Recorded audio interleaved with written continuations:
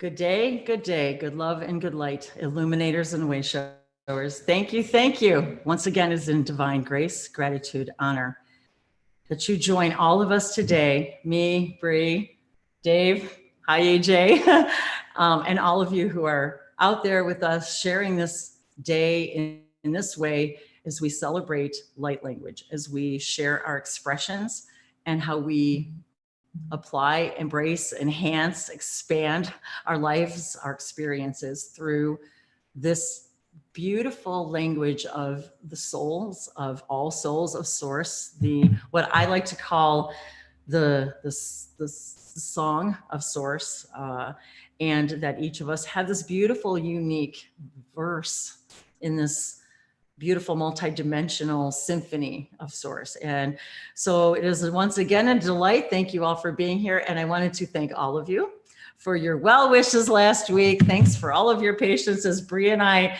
literally just, neither of us had slept all night. So it was like, we were both just so out of it. It was like, I couldn't even function. And it was like, okay, so thank you all for the rest and that we so needed. And I wanted to mostly thank all of you for reaching out. Those of you who were sending private messages right away, wanting to know, is everything okay? Is everything okay with you and Bree? Because that means a lot to me, you guys, because I know that you're out there looking, you're waiting, wondering where we are. And it's heartwarming to know that you're out there and you're caring where we are and what's going on and why we aren't broadcasting. And especially because we had posted and said we would, and then we just kind of changed it the last minute. The next day we were both just couldn't do it. So that's really all it was in a nutshell. So we appreciate your love and support in our need for rest. And so thank you all. And thank you again, Bree, for being here again as delightful and excited as you are on Wednesdays to be here to do this in your increasingly busy life, busy schedule. So I love that you're here and how excited you are that you want to be here and to help moderate and help us all join in this endeavor and this excitement. And to Dave, thank you for being with me and setting up these. He sets up lights for us, and so we have the best lighting that we can, and to be here for my support and to just share in the joy of all this. And I wanted to kind of publicly say hi to AJ. AJ's here in the room with us today. AJ is Dave's grandson, so it's really excited, even though he's here in the house and lives here. This is the first time that he's actually joined us in the broadcast and in the Zoom room. So I just wanted to say, hey, AJ, and just acknowledge that I love to say hello to everyone who comes to visit us and join us in the room. And again, it is open to the public. It's free to everybody. All of these events are free to you. To enjoy and explore and to create a sacred, safe space for all of us to be ourselves and kind of be crazy, but more importantly, to express how we are experiencing our multidimensionality and how it is that those of us who have come to find light language, how we can share in this amazing, what I feel is a phenomenon that's really spreading like wildfire. And it's very exciting to actually live with someone who speaks light languages, not so much to the public very much, but to me every single day, every morning. And so it's really, it's a whole new experience for me too, to meet with all of you personally, those, and as well as Bree, she and I've met personally, and to get to know all of you and to actually speak light languages and to hug and touch and explore and laugh and share our experiences there's just really nothing like it. And so it's been very exciting for me to not only do this way on the internet, but to also meet those of you who also are excited and sharing this phenomenon of light language and the difference it feels when we're speaking it one-on-one and physically. This physical interaction is even a new phenomenon for me that I've gotten to share with just a few people, really. And so I'd say probably maybe in my life, I probably maybe less than a dozen people so far that I've actually had the opportunity to speak it with one-on-one. So it's very exciting for me. And not only do we explore the voice, the sounds of light language, the speaking, singing, toning, chanting, perhaps you're drawing. Are you expressing yourself in symbols? What we have come to understand are light codes, which is there's multidimensional definitions to that, but we see some of these symbols and scripts as some feel ancient, some are new, some feel galactic, some feel as if they've been around for all of time.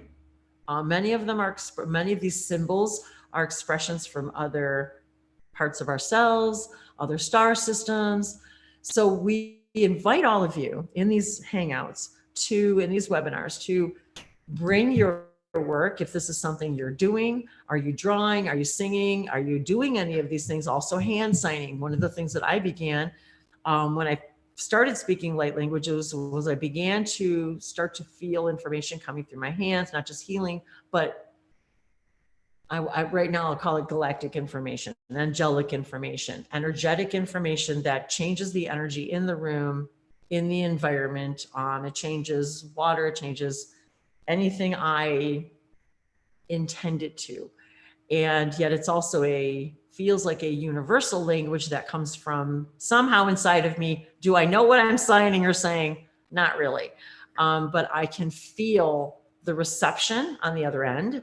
And so many of you have also expressed that you hand sign. Hi, Holly. Oh my gosh, I haven't seen you in so long. It's good to see you. And to how all of us have different ways of expressing ourselves. And so with these hand signs, I've also been guided that these are ways for me to talk to other aspects of myself, other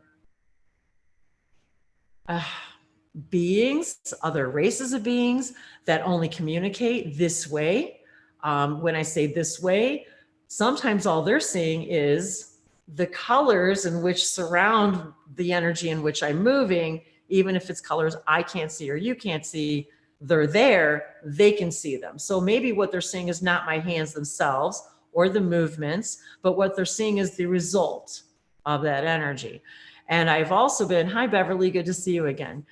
And so I've also been guided that some of these hand signs are also ways to speak with what we have come to understand as hybrid children that we have all agreed in some way to maybe offer parts of our DNA in that we can't, and that they are our ancestors. They are, when I say we are their ancestors, meaning they are our future generations. And so part of the hand signs and signals I have come to understand are also to communicate with them on a completely different level. So that's a whole nother thing that we haven't really talked a lot about. And so I was guided today to talk a little bit about that and this idea of contact with these other beings, these hybrid children. So that was something that has been in my awareness lately. So I wanted to mention that as well,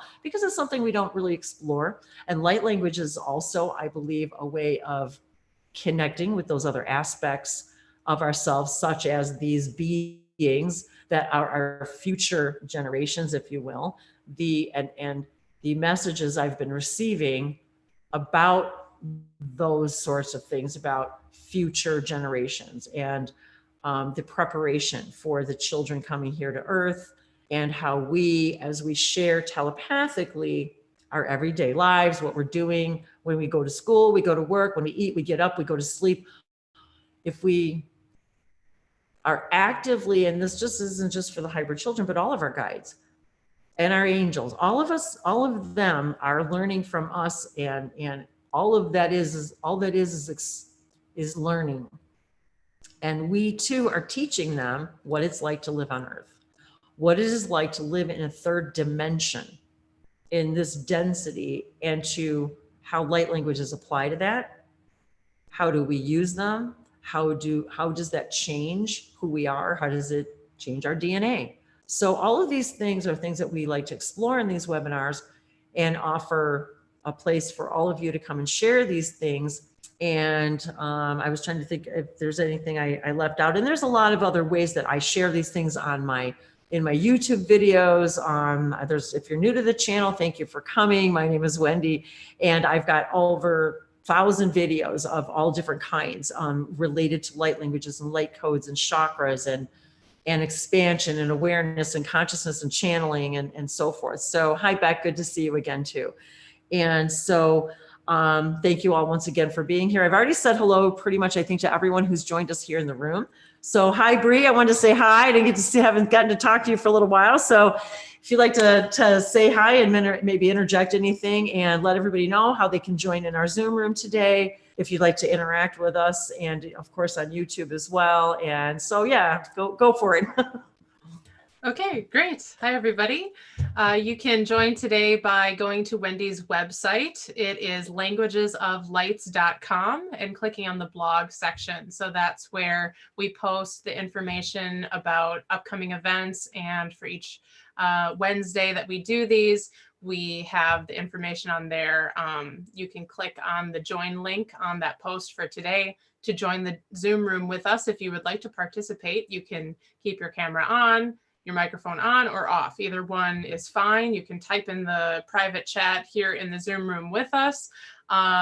It's up to you. This is an open space for us to talk about the stuff that we're going through and talk about what it's doing for us and what we're experiencing. And it's fun that we get to have these conversations because they're fun conversations. And sometimes we find ourselves feeling like we're the only ones going through what we're going through. And that's definitely not the case. There are people all over the world like us that are experiencing the stuff too. So this is a safe space. And so I posted the links in there. There's also an option for audio only if you want to call in with a phone number. If you don't have a device that has a camera, the directions are there on the blog for today. I posted that in the YouTube live chat also. The link is in there. So it makes it easy. You don't have to navigate to Wendy's website yourself and type it in yourself.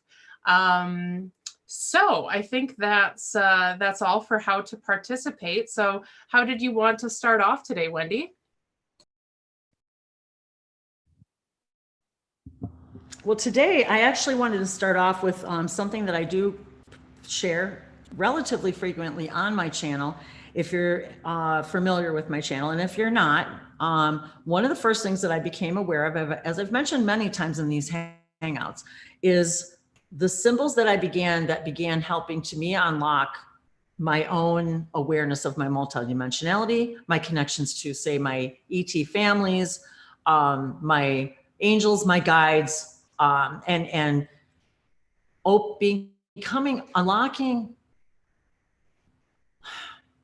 unlocking the willingness to be open to those things, I guess is what I wanted to say with that. And so today I wanted to share very quickly that today's Syrian symbol that's brought to us through Bashar, through Daryl Anka, lots of information. Bashar.org is the site that you can find all of his videos. And being one of the first channelers I felt an immediate connection to the Sirius star system, which many of us do. And I'm feeling, which reminds me too, there's been some Pleiadian energy and information very strongly lately too, as they are also one of our primary helpers.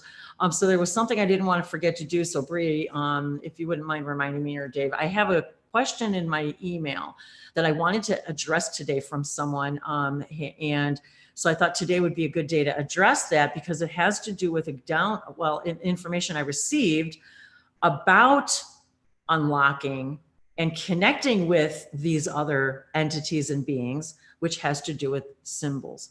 And so I began actually literally unlocking myself with these symbols. And for today's numbers, today's date, when you add it all up, equals the number 7. And so today is, and I know this is in pencil, it's a little light to see, but one of the things we talked about is actually you guys redrawing these symbols to actually crystallize and solidify and play with these symbols and really help you unlock. And so by redrawing this symbol, and you can find these symbols online, they're actually called the sacred circuitry or Syrian sacred circuits.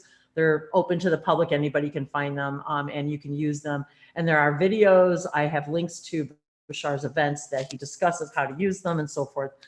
But we've kind of come long, that was a long time ago, and we've come far beyond that now. And many of us as even back and are already creating symbols like these and have been for quite a long time. But nonetheless, so this one being unlock, and I've actually drawn other variations of this, which I don't have right now, but that I was given to enhance this idea and expand on it, this particular symbol.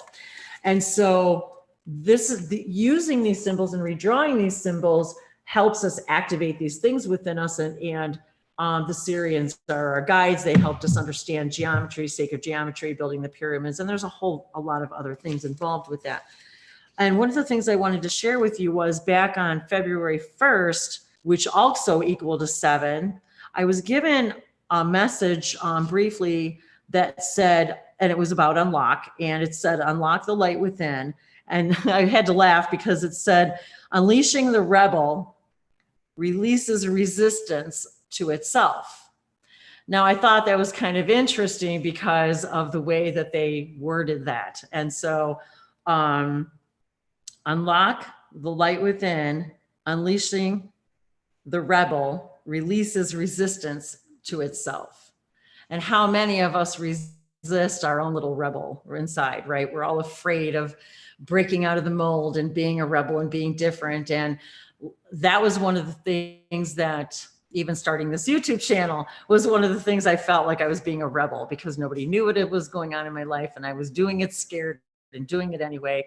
And so by simply unleashing that little rebel inside of me that said, I'm going to do this anyway, it literally unlocks and releases that resistance that we have to the rebel inside of us. And so that was something I wanted to share with all of you. And a couple of days later, I was also, I know how fun words are with everybody, and I wanted to share with you, if you've been with me a little while, you know that I often say that we as humans built in our language the words and journey. The word journey actually begins and ends with the word joy, Joy.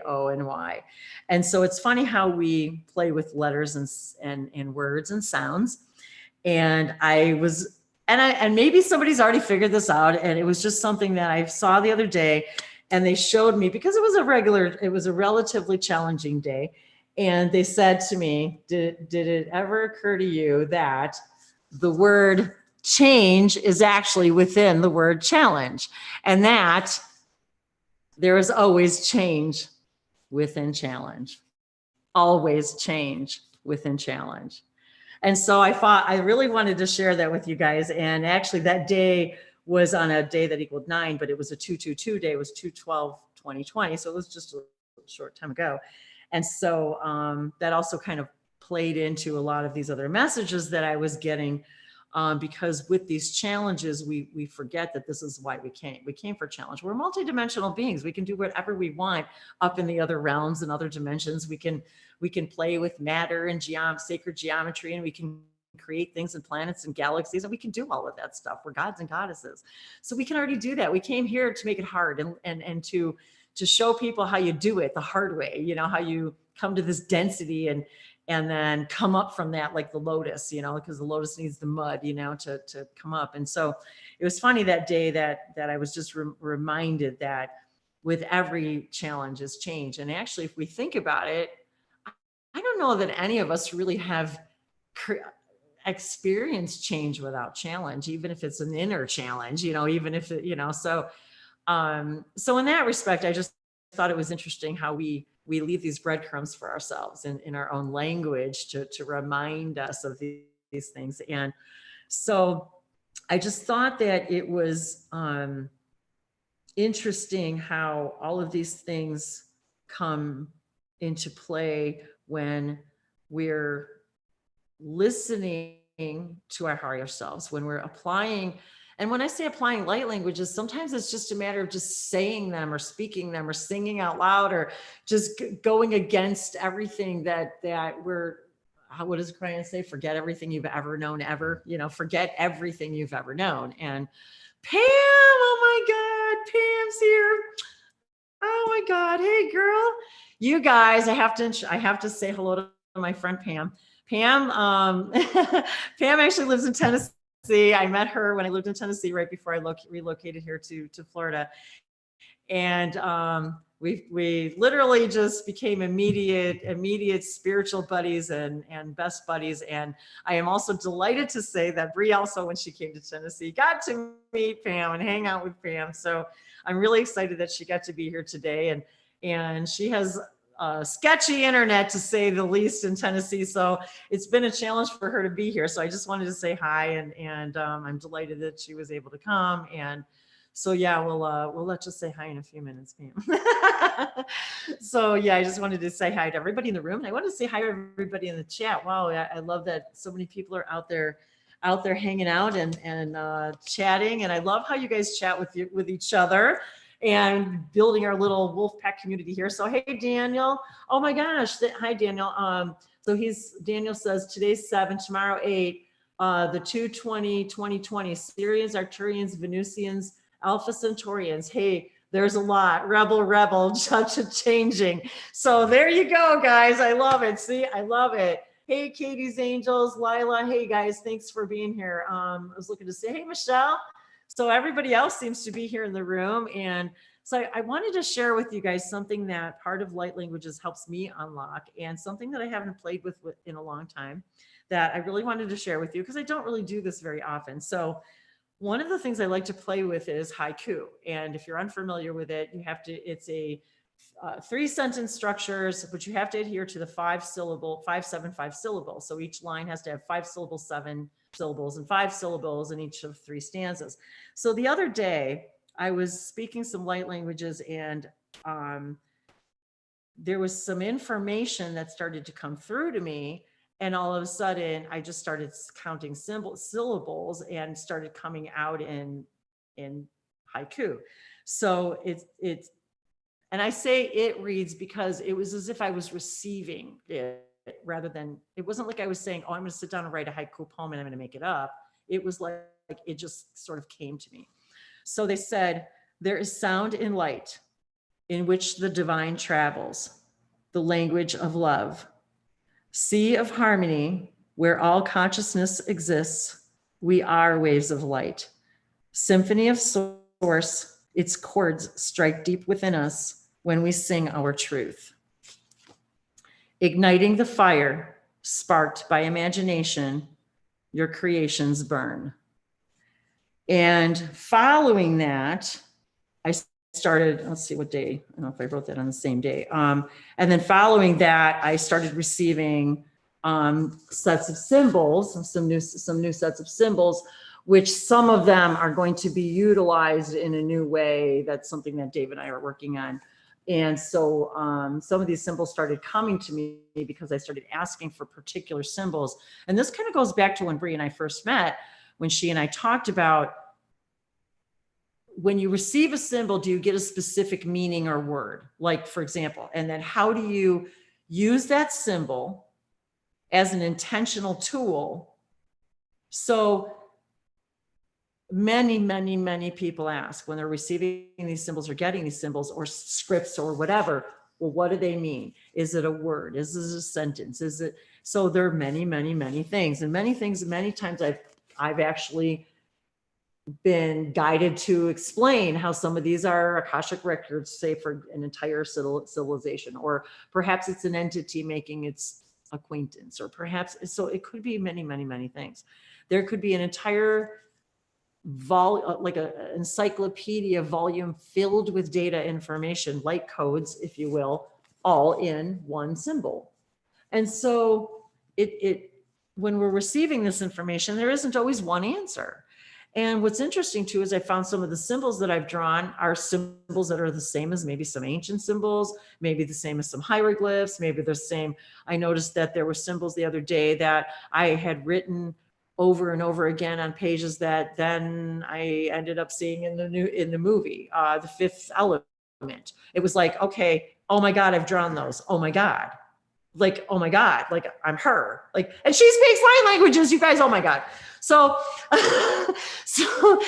and I'm like, oh my, so we just watched it the other day, and I know it's an older movie, but if you haven't seen The Fifth Element, you guys need to watch it, because it's like she's speaking light languages.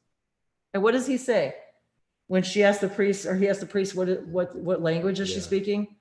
The divine language that existed before time. That's what they said in the movie. In the movie. So hey, you got to watch the movie, you guys, if you haven't seen it. So all of a sudden, all of these things, and I started, oh, my hair started like standing up on my, I swear to God. Oh, so it's like we resonate with these characters because we are them. They are reminders of who we are. And so all of these symbols and things started coming to me, and then the words with it. So yeah, you'll be excited, Bree, to see some of these, because, and I'll even share, like I'll share a couple that I did on this page. There's 3 of them on here. Choose a direction, allow, and take the next step. So I'll share those with all of you. Use them. Use them. Stop the video and look at them and take a, whatever you need to do, write them down, copy them down, go ahead and use them, because they're going to be used in the public anyway. So it's not like these are private. So use them, and use them for those reasons. Say intentionally, I need to choose a new direction. How do I do that? How do I allow that new direction? How do I take the next step? Use those 3 symbols intentionally. And so that's why that's why we create them as well. We're being guided, many of us, to share them to help all of us with this. And so this is something that Bree and I talked about years ago when she and I first met, about creating symbols that mean a particular thing. But that's not always the case. It's not always the case. We can't always do that. But when we ask, and this is where I wanted to take this whole conversation today to that direction too, is that when we ask intentionally, and this is where the answering that question comes in from the viewer, and I'm just going to switch over here really quick to the question, and I thought I had it up. Sorry, you guys. Where is she? And I'm not going to say her name, but I want her to know if that I'm answering her question. So I'm going to answer her email with the link to this video and write about the timestamp. So I let her know I'm answering this, but her initials are FH. So if you're watching this or you ever see this, you'll know. So she asks, she was guided to ask me that she hasn't connected with the Pleiadians before, though she has connected with other guides, and she lists some of the other guides, including Arcturians and dragons. And so she says, now an 8th dimensional Pleiadian arrived 2 days ago, and I'm struggling to connect and she says how even with the other ones, she's struggling to connect with other ones as well. And any suggestions? And then she says, it's like they speak Chinese and I speak English. We like each other, but can't communicate. It's like I need a translator. So it's interesting how this is a real life situation where somebody is asking, well, how do I do this? How do I unlock this information? How do I connect? How do I do that? And this is one of the exact things that they told me with creating these symbols. Create something for yourself. Create a symbol for yourself. Create anything for yourself.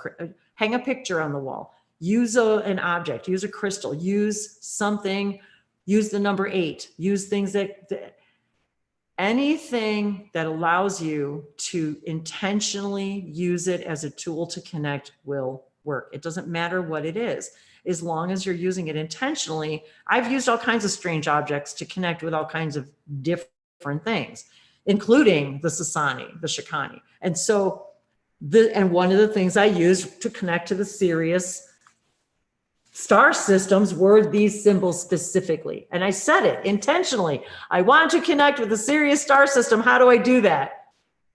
That's how, and I studied them and I looked at them and I played with them and I wrote them over and over again. So this is how you do it. So in answer to this question, that is one of the many ways to do that. Create a symbol for yourself and just sit and ask and close your eyes. It doesn't have to be, it could be a doodle. It doesn't matter what it is. Use that intentionally to say, I'm going to close my eyes and ask for something, an image, a drawing, anything. And let me use this as my intentional connection to that idea, the 8th dimensional Pleiadians, and let it happen. Let yourself be guided to the symbol. Let yourself be guided to a word. Maybe it's a name. Maybe it's a star. Maybe it's, we don't know. It doesn't matter what it is, whatever comes to you, use it, because that's what's going to work for you. So it doesn't matter what it is. So the point is to use something, because it doesn't matter. What matters is the intention, and to then ask how, if I'm not allowing the information, help me by signs, symbols, synchronicities, people, messengers, help me identify where I might not be allowing, even if I am not consciously aware of it. I don't even need to be consciously aware of what it is.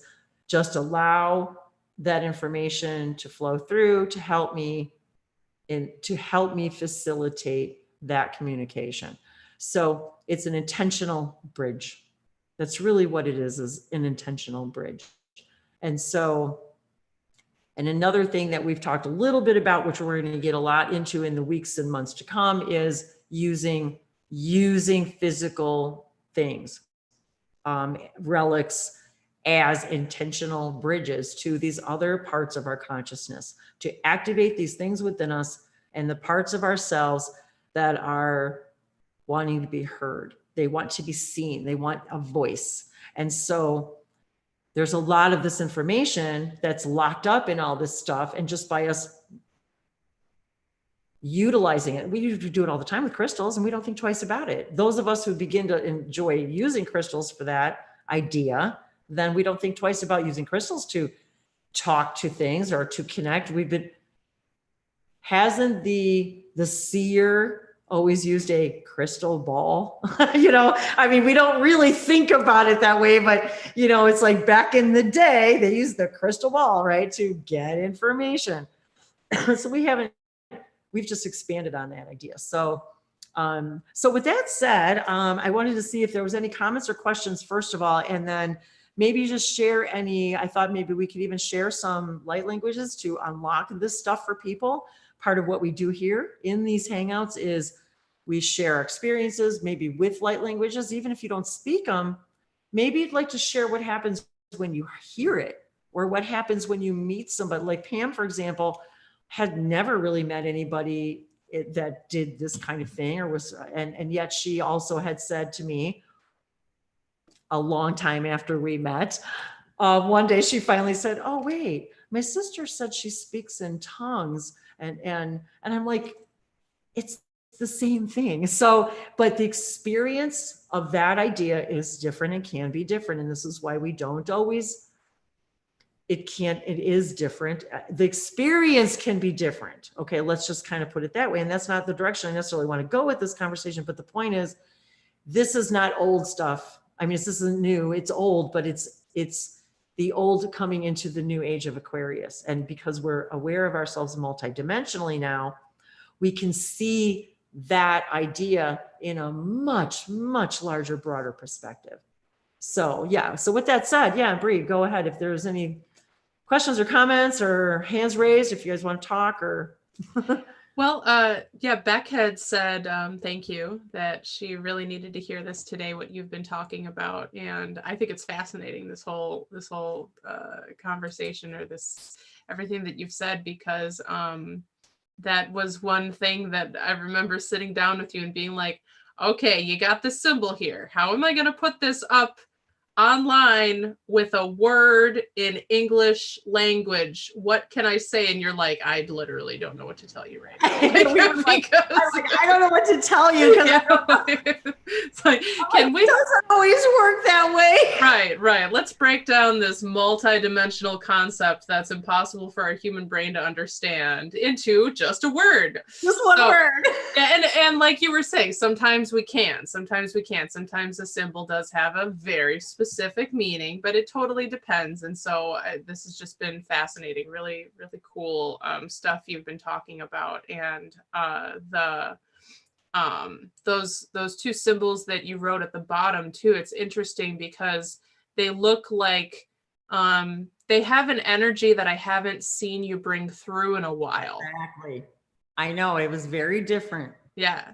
So that's cool. Cause I mean, some of your older stuff, some of your older symbols that you brought through were, sometimes they looked a little like that. Yes. Yeah. Some are a lot bolder and more like in your face, and some are geometrical, just and just little and things like that. And some look like hieroglyphs, and some look like even like Native American stuff. Yeah.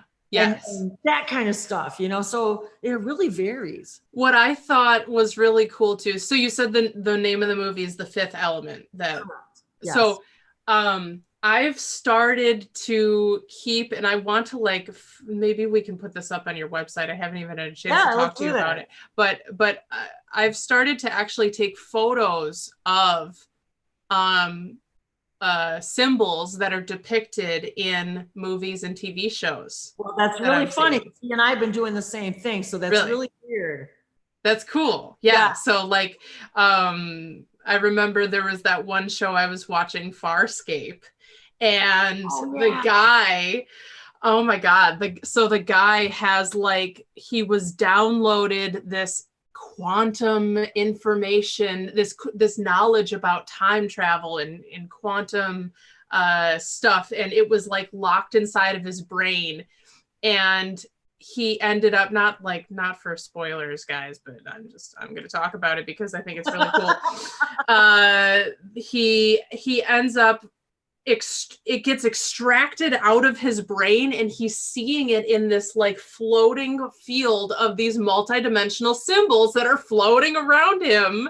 What? And then he's like, oh God, what do I do with these symbols? I know that's the information. Then he ends up writing it on his hand. And so I took a photo of this scene of this. Oh my God. In Farscape. Now, what I realized too is I have to be careful with taking these photos. I need to catalog. Because we can't just.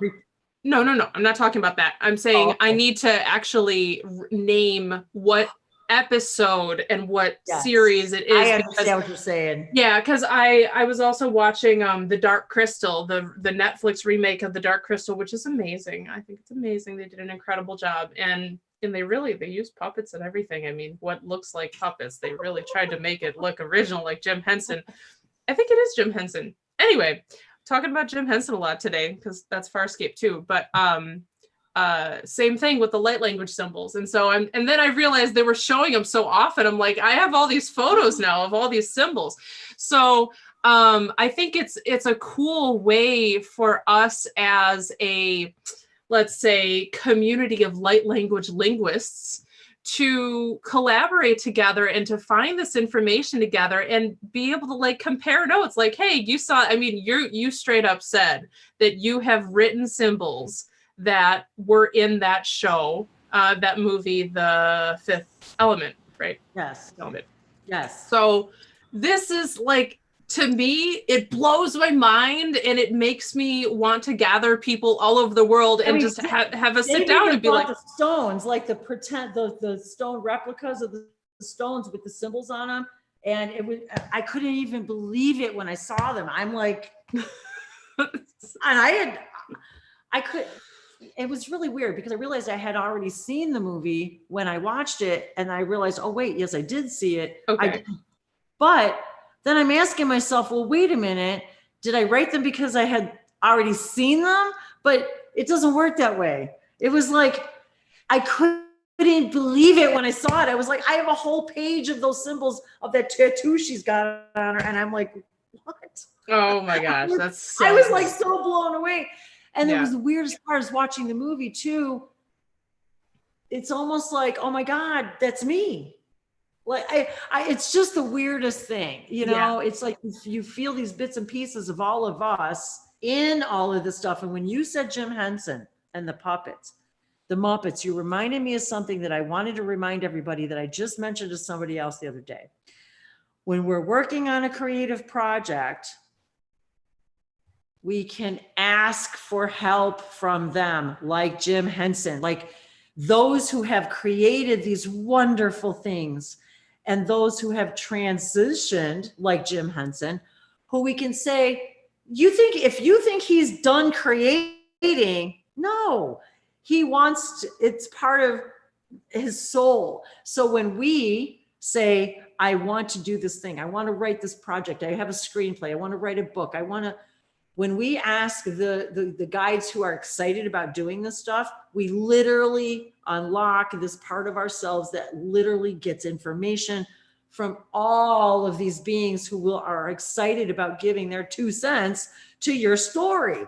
So if all we have to do is ask, and it unlocks all of that. So it doesn't matter what kind of creative project you're working on. Maybe you want to buy a house, maybe you want a new job, it doesn't matter what it is, but if it's, and that goes with the angels too. There's angels and guides it is their highest excitement to help us with this stuff, but we need to ask.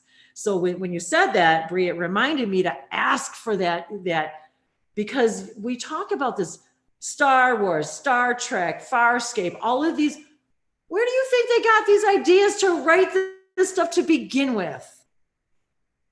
Downloaded. Imagination. Bashar said it, you are a nation of magicians. You are magic. All you do is think it and it happens. And what's happening now, which is really freaking us out, Dave and I, is the increase in manifestation rate right now. The increase in the rate of manifestation right now is freaky. That we're thinking it and it happens because of the allowance. And the belief that everything is possible. So all of this is contributory to each thing. And light languages, symbols, all of this stuff, watching these movies, all of it is activating. All of it is activating. Everything we do. Now we've got all this stuff and Egyptian stuff and hieroglyphs. And hey, I got my Wonder Woman armband on today, baby. I'm Wendy Wonder. So it's opening that gate within you. Bree's laughing her ass off.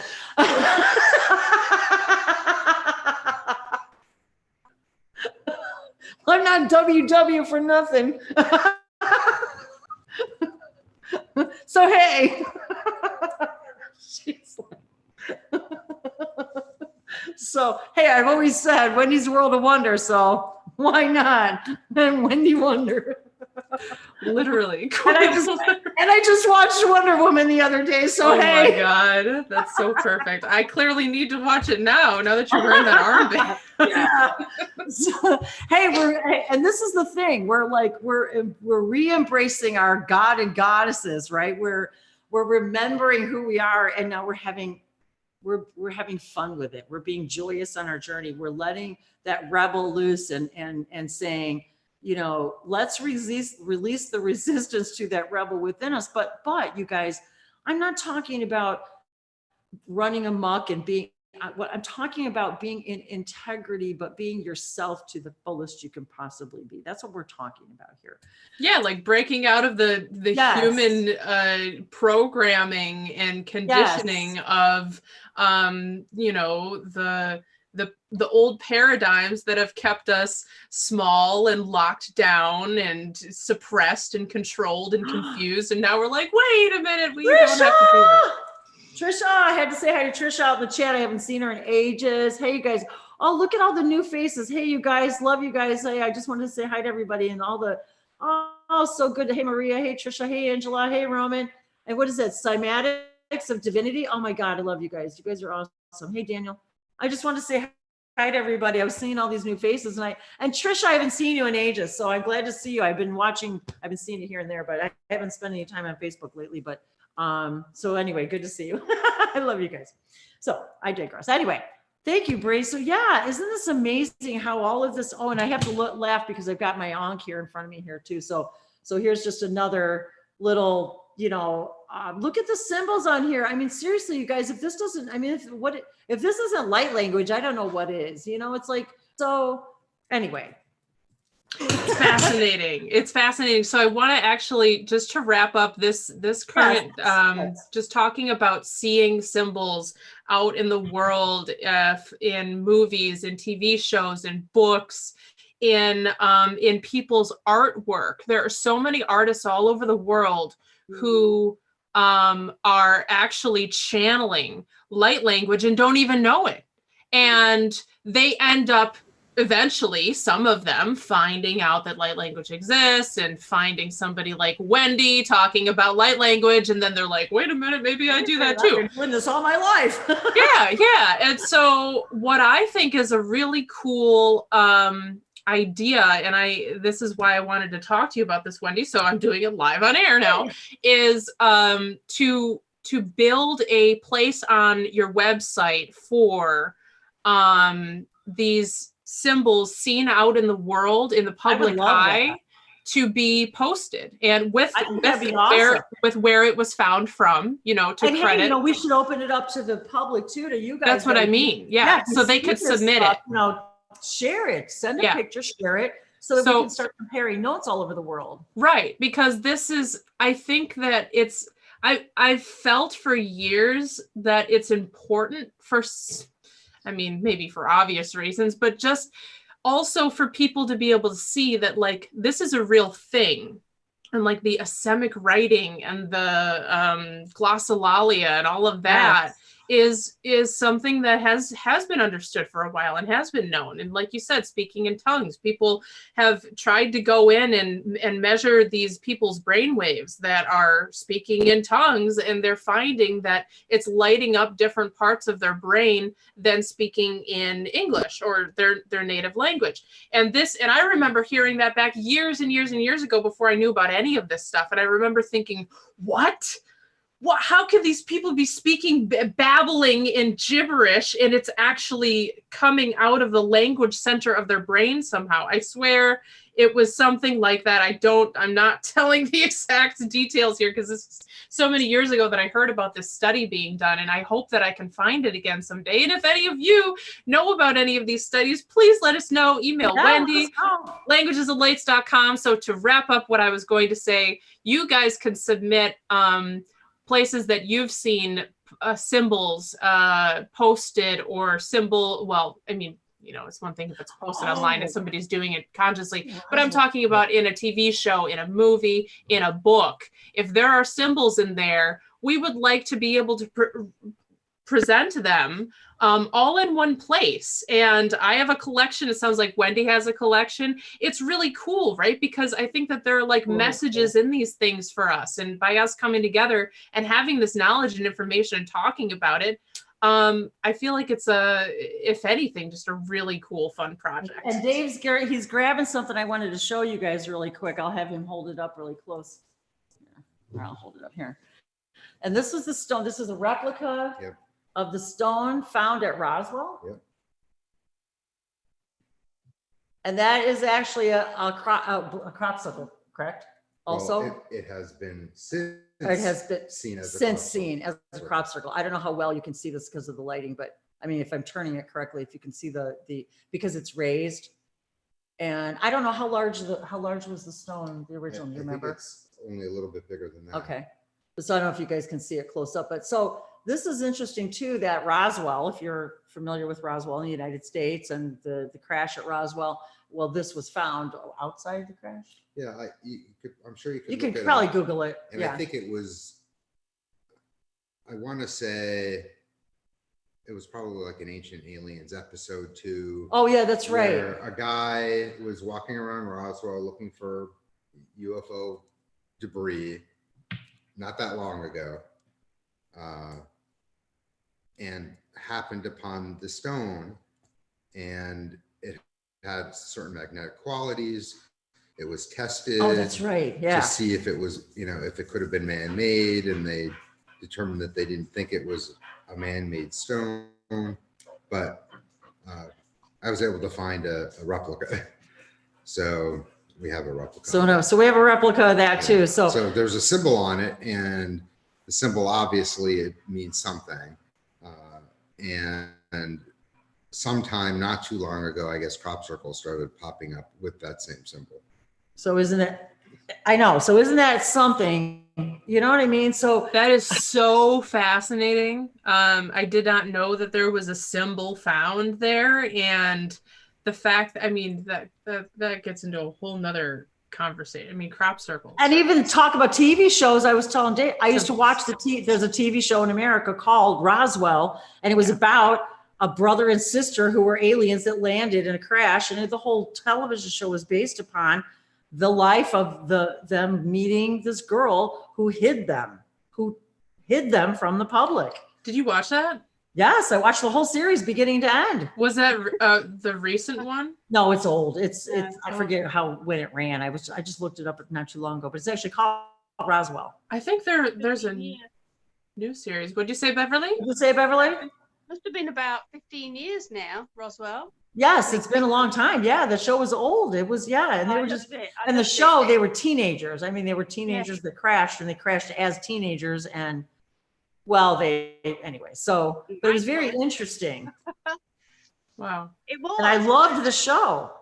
I loved it. I loved it because I felt this, like, such a connection, like emotional connection that I didn't understand. Well, I get it now, but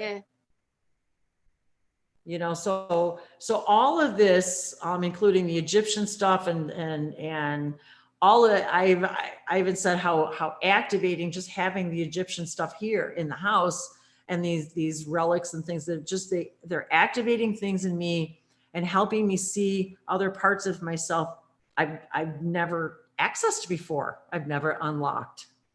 And so that's part of why I wanted to talk about a lot of this today. So super cool. There's a question. I think you already talked about this earlier, so maybe Angela, you tuned in later in the broadcast, but at the beginning here today, Wendy had been discussing all about light language symbols and how we can interpret what they mean or what their meanings truly are. And it's so multidimensional, multifaceted that it's actually hard to nail down. Because Angela said in the YouTube chat, any idea what the symbols mean, any light language when looking at it? So it's such a vast I will say answer. to you guys that there are times when I will get a page of symbols and they will tell me, okay, this is the idea or this is what it means. And sometimes they'll say, this is from the Council of 11, or they'll say, this is from the Emissaries of the Light Collective, or they'll say, this is from the 8th Pleiadian Council, so sometimes I will get a very specific idea, message, entity, group, collective, sometimes yes, sometimes no. I just have to go with it and not force the information and just, now, as I said, because I was asking for specific symbols and there are more that I received, but Angela, I just wanted to show you these if you didn't get to see them earlier. These were the ones that came a couple of days ago, and they specifically said, this is for choose a direction, allow, and take the next step. And then so now there are symbols I wrote on the next page, which some I have names for and some I do not, because I haven't been given the name yet. And then some of them I felt like Dave might be supposed to have to look at them and actually give his impression. And use that. And so anyway, that was kind of how I was guided with that too. So if that helps answer that question, and then also about using these symbols to help us with a particular belief system or connecting to a particular kind of spirit. We went into a shop the other day, a voodoo shop, actually it's called a voodoo shop, and she had a lot of different kinds of intentional candles. And there was this set of candles for, you buy 3 of them and you put them in a triangle, and they're for literally intentionally inviting the Native American spirits. And I found it very powerful. So it really is about the invitation, the intention, and the allowance. And it really is about that. So Amazing. Yeah. Thank you, Wendy. Beck had asked in the chat here, could Wendy channel some light language for alignment tonight? Oh, yes, absolutely. Absolutely. That's a great, that's a really great suggestion. I can sure use it. I need a lot of alignment in my life right now. So I'm going to go ahead and jump on the alignment bandwagon. All right. That sounds good to me. Well, let's do that. You know what? Actually, I was looking for something. I don't have it in front of me, but that's okay. I was looking for my singing bowl, so that's, but I realized I don't really need it. So, and I wanted to say, I don't think I've ever really got to say hi to Rob either. I wanted to say hi to Rob. Hey, Rob, good to see you. Good to meet you. And we haven't really gotten to talk, so I just wanted to say hi. I've been seeing you sitting there, so I wanted to say hello. Oh. So yeah, we have a lot of similar divine work that we're doing. So yeah, it's kind of, well, that's similar idea and direction. So I just, yeah. So anyway, I just wanted to say hi. Oh, and somebody, hey, I just want to say, hey, somebody, Mel, hey, Mel, good to see you. Okay, everybody. So I guess we'll take a little, just take a little breath and everybody just ask for some alignment. And I also wanted to remind everyone, since I'm hearing it in my mind right now, and Daniel brought up the Arcturians, and I've been reminded myself this last couple of weeks by the Arcturians to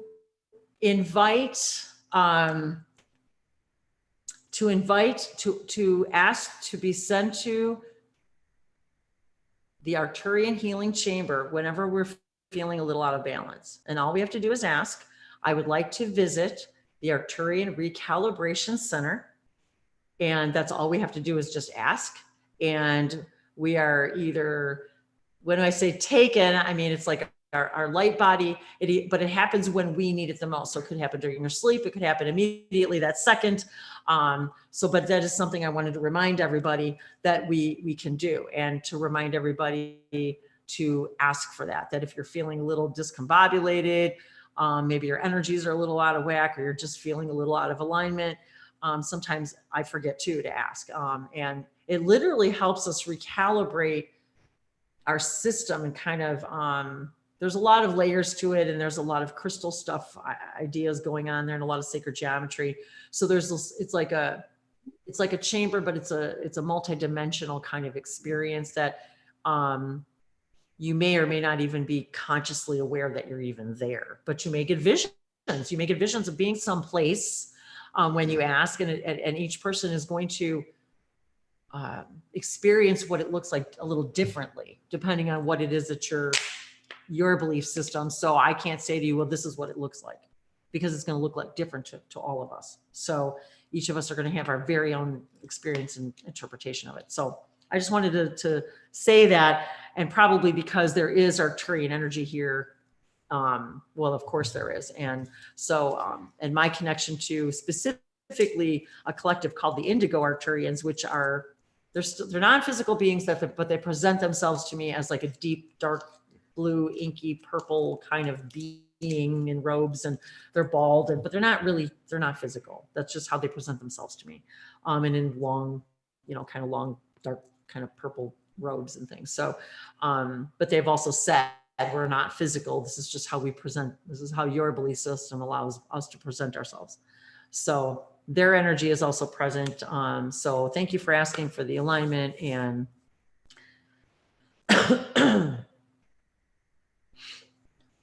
Mitavishi ivasa maila hanaki sabasuna maila sinataya bi abayana se siabashanote ima inanakea. Mivashana se samisabe ilamianama ate sibashono bilai nanivia kuba ina se sibashono TV ina ivakurapishin se sibashono TV ina kilakbozanate sibashanote elaki somase. Thank you for allowing this alignment. And remember that alignment is simply a mia vishanote, an experience Yabate miavotadevi of when we are centered, bringing us to the here and now where everything is accessible. It's never that we're actually out of alignment, it's that we can experience feeling out of alignment, that we're scattered. And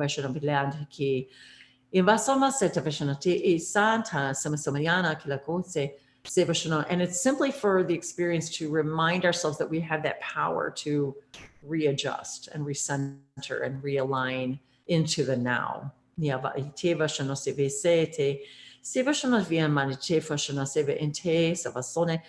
usually if we're visiting what we consider the past or the future, with that comes the judgment of the past or the fear or I say anticipation, but expectation of a particular future, which takes us away from the center of the now. And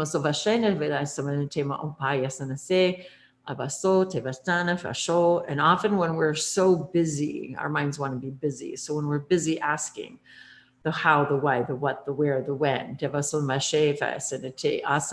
steers us away from our center where we know everything is in absolute, harmonic, perfect, accessible timing.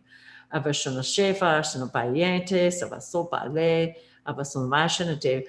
is always accessible to us at all times. But you don't need everything all at one time. So sometimes we ask for more than what we actually need, and it just simply clutters the space. And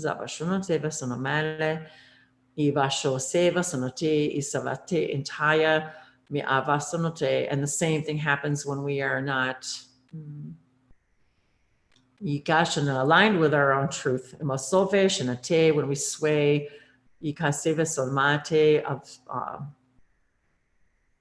in self-judgment, judgment of others, what others will think, say, how they will act,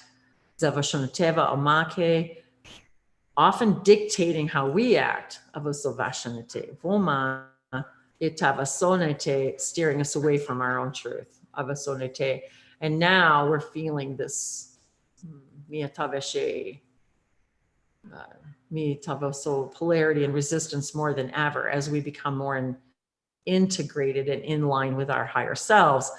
That which we do not prefer and desire becomes glaringly visible. And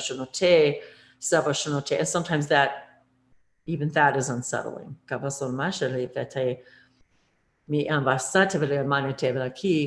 And we're often told to get rid of things, to release. But in reality, if all that is all that is, and we are a part of all that is, then there's nothing for anything anywhere to think for it to go. It's about accepting and allowing. Embracing with enthusiasm and passion all that we are.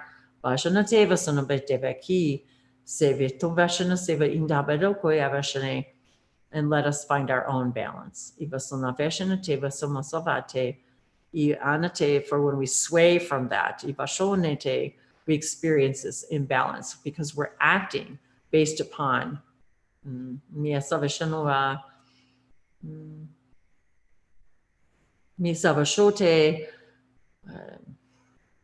life through another's filter. Living through another's filter.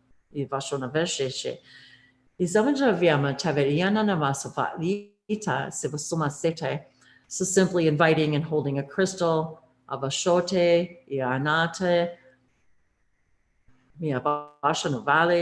breathing.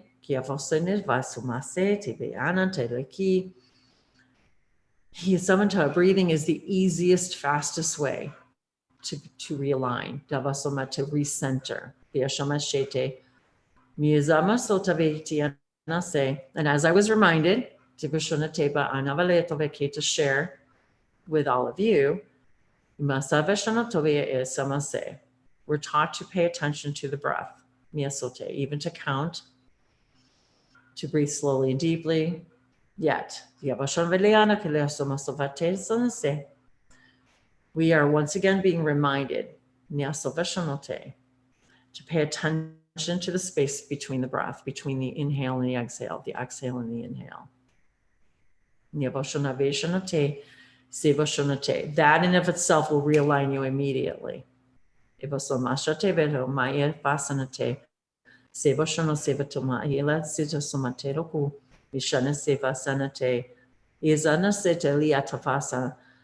They're actually saying that is actually where we exist. In that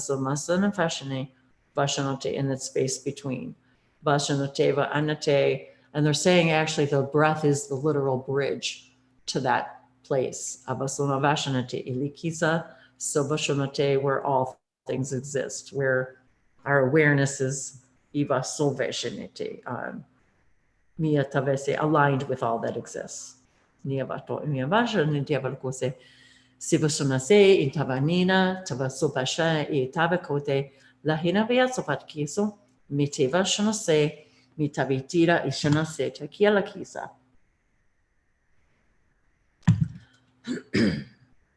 Munaya Tuhunaya Kilusuna, Lenuhela Kushe, Naluha. Lena hilule salahi loniano ashukula nanahi lesula leniasa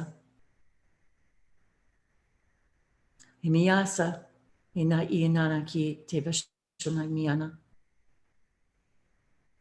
Mi aya fashion te iki savasone ti malian malaivana melakova tevoshona.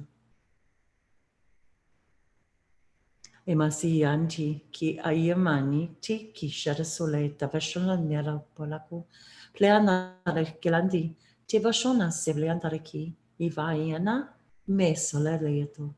Mishanitia shenasi teviana tailiana kuplanta ashaliti.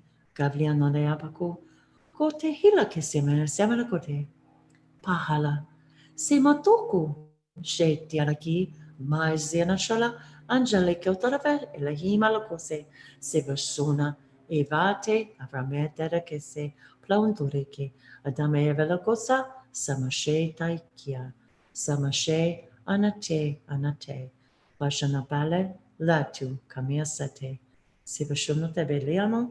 Vasovese, Severisomade Tatietoreke.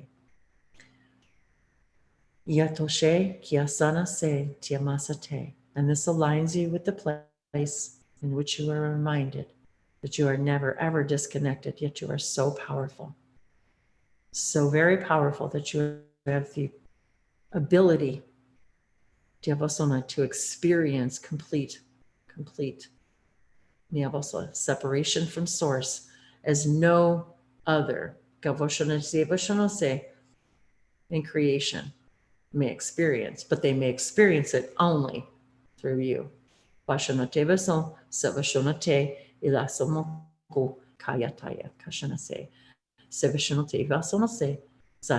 Share your experiences everywhere.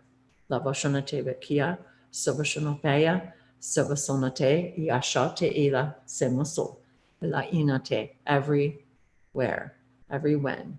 Iasote imasoda veshanate iakaya itaya sonasete isa somoshe. And this will invite additional connections and information. Veshanateba opaya sote kumaya satetia. Nyashata tiako. Namaste. Yafa. Mahala. Miako.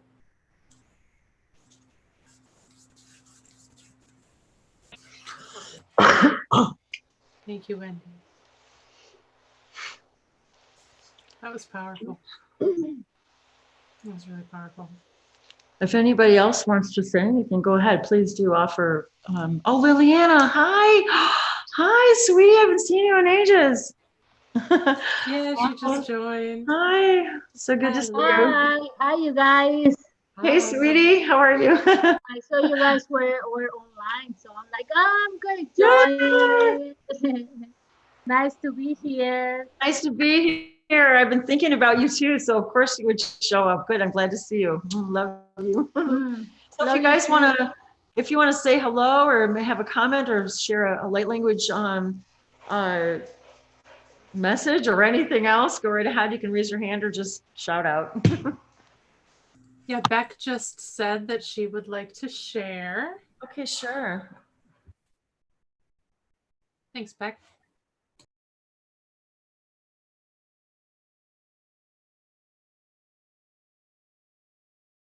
Oh, let me unmute you here. Okay, try again. Can you hear me now? Yes. Hello. I don't even really know where to start. I've had a lot of past life stuff coming up. There's like, I can always feel it in my bones when it's past life. So I've had a lot of like aching and things like that. I've really felt out of whack. I've been constantly questioning, who am I? What am I here for? Like, am I even doing, is this even me? Is this me, or is it what other people think? There's just been so much. There's been a lot of judgment. I found out I'd had a spell put on me, and this is, I thought, I never thought I was a twin flame until I started. It's been mentioned in this before. Until I started, like, lots of this stuff kept coming up about this person. But I found out that they'd actually put a spell on me, and that's why they kept coming through in astral and things like that.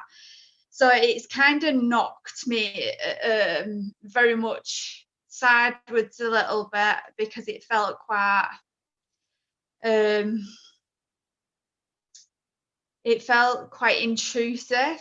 So it's like just a continuation of what's happened in 3D, but like in this kind of realm. So like people in power, spiritual kind of guru kind of people and things like that, using powers beyond. So I know it's to put me in my power, so I can be the like rebel as such, like was mentioned before. But it's just that sort of, you don't want to continue the cycle, do you? I've had so much coming up with people not hearing me and not listening again, because I'm finding that for me on my path, very much so, that men just don't, if I say no, they just don't care. It's like, I'm not bothered.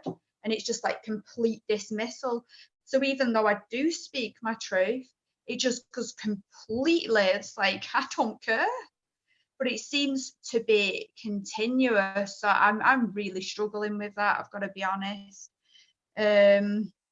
So even though I am being in my power and I am speaking my truth and I am being straight about it, it's like it's completely dismissed and it doesn't matter. So I'm trying to find the higher perspective in it, but it's just literally been breaking me, if I've got to be honest. So I've felt really crappy. So I drew this, like I was a mess yesterday, and I was just like, right, I need to do something. So I drew this. Can you see this? I drew this yesterday because I was like, right, help me, what can I do? So I don't know whether you can see it or not. So like drew all this yesterday, and what I've realized, it's been quite helpful, because what I've realized is I didn't have a clue what any of the words meant. So I thought, you know what, I'm actually going to do something I never usually do, and that was Google to see if anything come up. And it was like a really good idea, because when I Googled them, I realized they're all different languages, like all totally different languages, all mixed up, which is what my light language comes out like in it. Like, there's lots of different things. So I found out there was Latin in it, Japanese, Romanian, Old English, and then I've not got to the other three yet because they're not in English. So I've not got like the like in more like Latin in there. Sort of squiggly writing, so I can't squiggly write it in. Well, that would only stand to reason too, because when we're receiving a lot of different light languages, this is something that we've come to understand too, is that all of the languages on earth came from light at the beginning. And so it would only stand to reason that not only do you speak different light languages, but that you would also speak or write or receive all kinds of other languages and symbols. So I think what I'm being shown is like the connection, because for me, when we was talking before, so I hope this helps someone. I never ask who I'm talking to.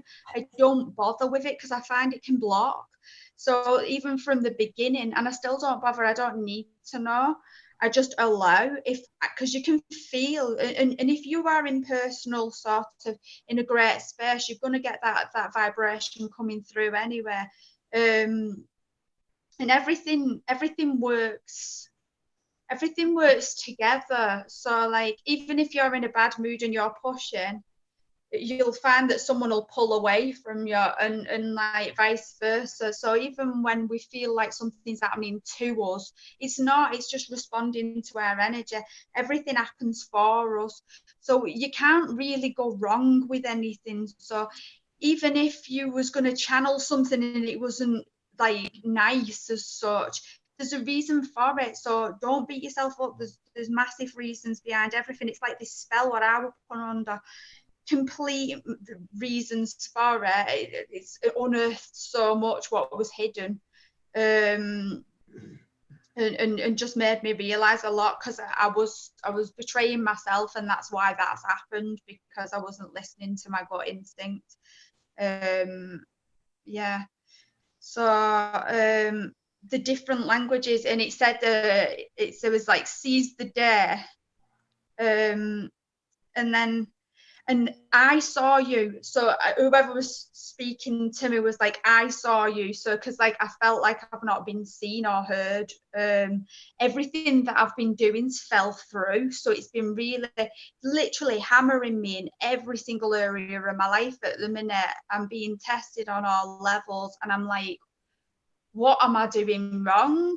There's like I just feel like, but I think that was the lesson. It's in realizing that it isn't always about me, and it is like just sort of like realizing that it's not about you. You're at a certain level now where not everyone can relate to you, and it might feel lonely at the minute, but it's kind of, I need that space to myself at the minute, because I've not yet rebirthed at all. I've not rebirthed at all, and if I'm in my own energy, I can find myself rather than being hammered by other people's judgments all the time, which has been coming up a lot. So when you said that about the misalignment, I've had a lot of people like, it's felt like their energy's been put to me, not by reading things or anything. I can just feel it because I'm super sensitive. If someone speaks about me, I just know, you know what I mean? There's a knowing, but I feel like energy's been thrown my way and it's not been too great. It also said like on this thing I drew, it was like Romanian DA, which means goddess. DA Tao, and the Tao, but not Tao like the Tao, not that. It was Old English for thrive, so goddess thrive. When you was doing your transmission before, I just kept seeing this blue star. So if it's all right, I'd like to share this. It feels like a tone, but I'm overthinking it now. But it feels like I want to attune everyone to, in whatever way they take it into the system, into this blue light. I've personally been getting a lot of Jesus. It's felt like I had the strangest morning this morning. Today's felt quite up and down. I actually watched Wonder Woman 2 days ago as well, by the way. I've never seen it before. Are you kidding me? I think it was 2 days ago that we watched it. Oh, I know. God. I magic Oh, that. that's so I watched it after this. So this morning I meditated because I don't usually bother meditating, I've got to be honest. And I literally had the Holy Spirit run through me like Jesus.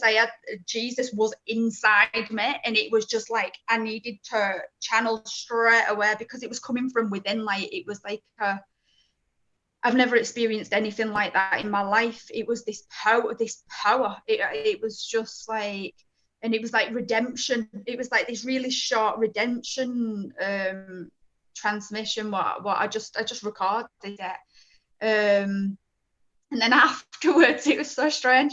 I was guided to go and make these. It was like tomato soup, like and bread, and it was like you're having a communion now. And I was like, what? So I think so I did that, and it was like, okay, so that felt great. And then it was like everything just felt dreadful after that. It was like loads of stuff come up. So I'm not exactly sure why. People from my past getting in touch, and I'm just like, oh wow, not again. So it's been quite a different day. And then I went watching Sonic the Hedgehog at the cinema, and honestly, the activations in that, like I used to, it was the first game I ever played was Sonic the Hedgehog when I was like in my teens, and I used to feel like there was some kind of thing with Sonic the Hedgehog, but also Jim Carrey. Like I've always felt like he's part of my soul family. I know that feeling. Yeah, and it was interesting because like Sonic the Hedgehog, I feel there's a lot with time traveling with Sonic the Hedgehog, and I could totally relate to like that part of it. So yeah, that's about it. But I'm going to do this blue light thing, right? So if you can see on here, that colour blue, I'm getting through. So if anyone wants to connect with this and connect with that colour of blue, and you can take it in either through your heart, through your third eye, or as like a blue mist. I'm seeing it more as a kind of stargate. So I'm seeing it more as you can take it in, but at the same time as taking it in, go through it. It feels like it's a portal, but it will come through different for different people, and you can choose to say yes and I want this, or no if you don't feel aligned to it. I'm also seeing a gold star as well. The gold star I don't feel is for everyone on here, but you will know if it's for you because you'll be able to connect, and an opalescent white star as well.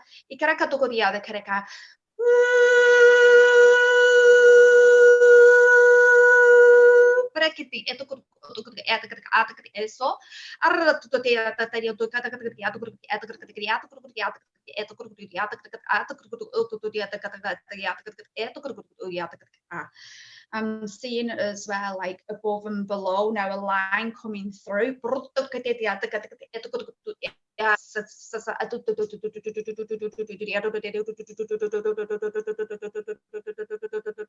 And it's anchoring.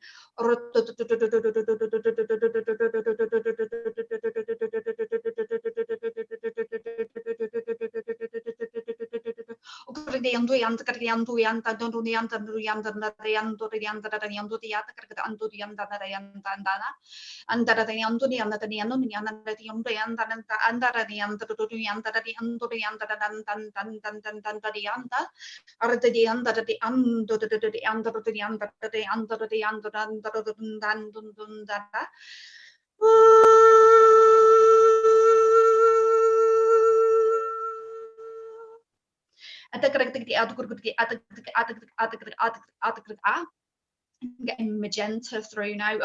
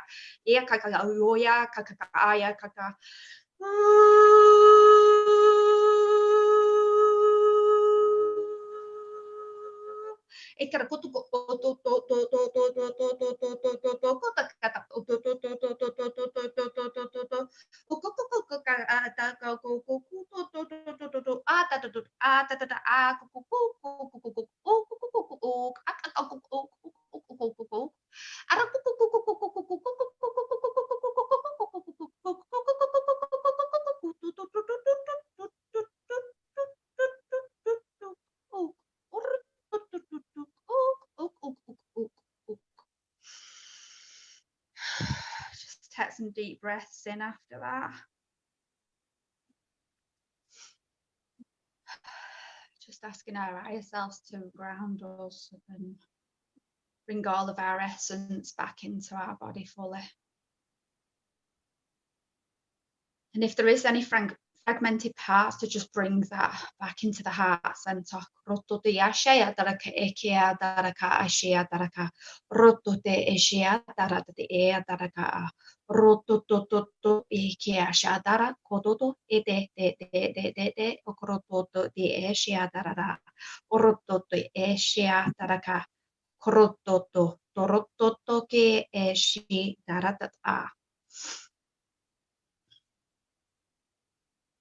It's finished.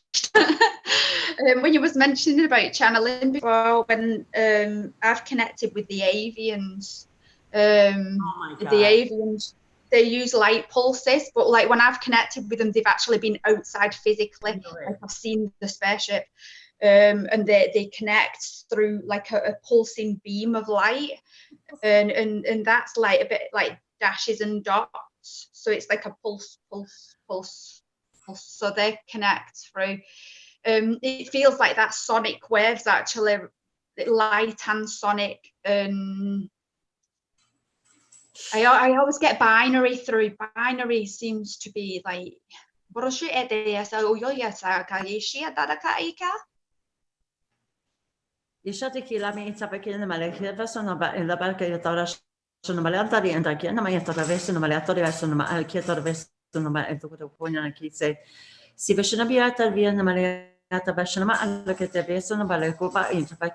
The whole time you were speaking, I kept hearing blue avians, blue avians, blue avians. And I just told Dave yesterday, I think it was yesterday or the day before, where I was telling him about the blue avians because I could feel them. And I said, there's a whole cloak around the whole earth of the blue avian ships right now. And I said, for some reason, I can hear them very, very, very clearly right now. I can feel them very clearly.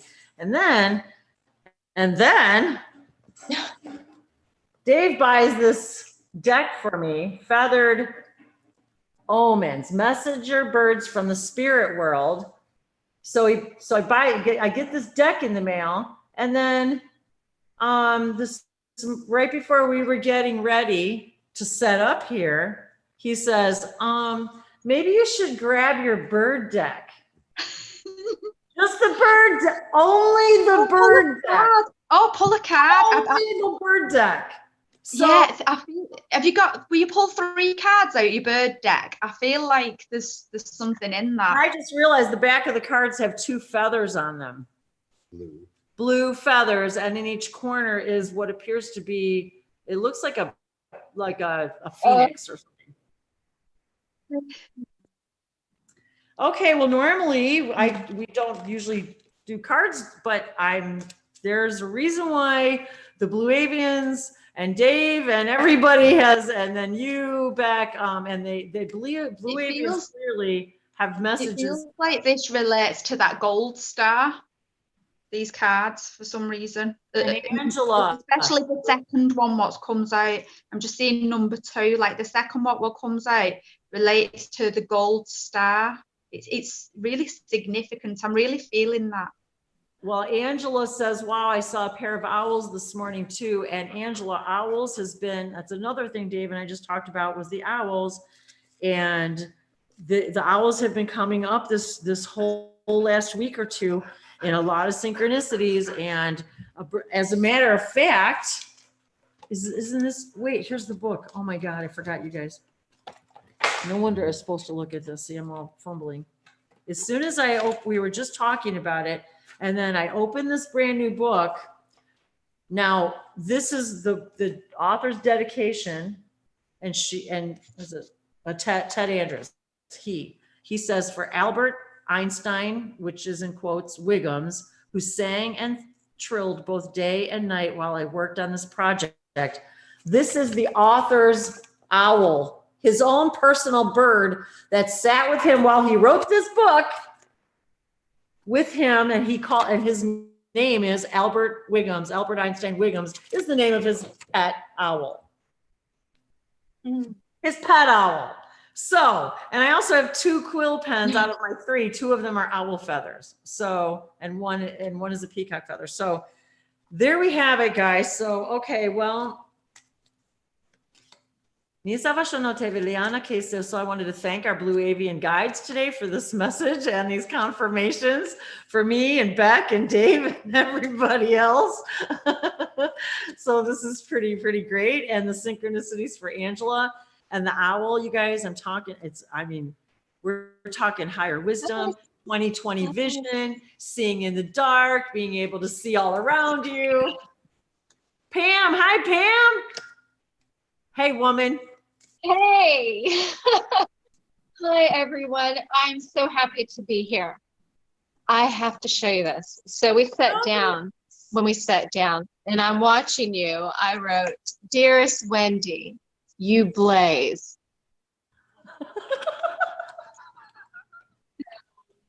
You're funny. All this talk about energy and avians, and it's just, you have taught me so much about synchronicities and how significant they are. I'd like to, you talk about the light languages, and it's language and any energy, whether it's love language or symbolic language.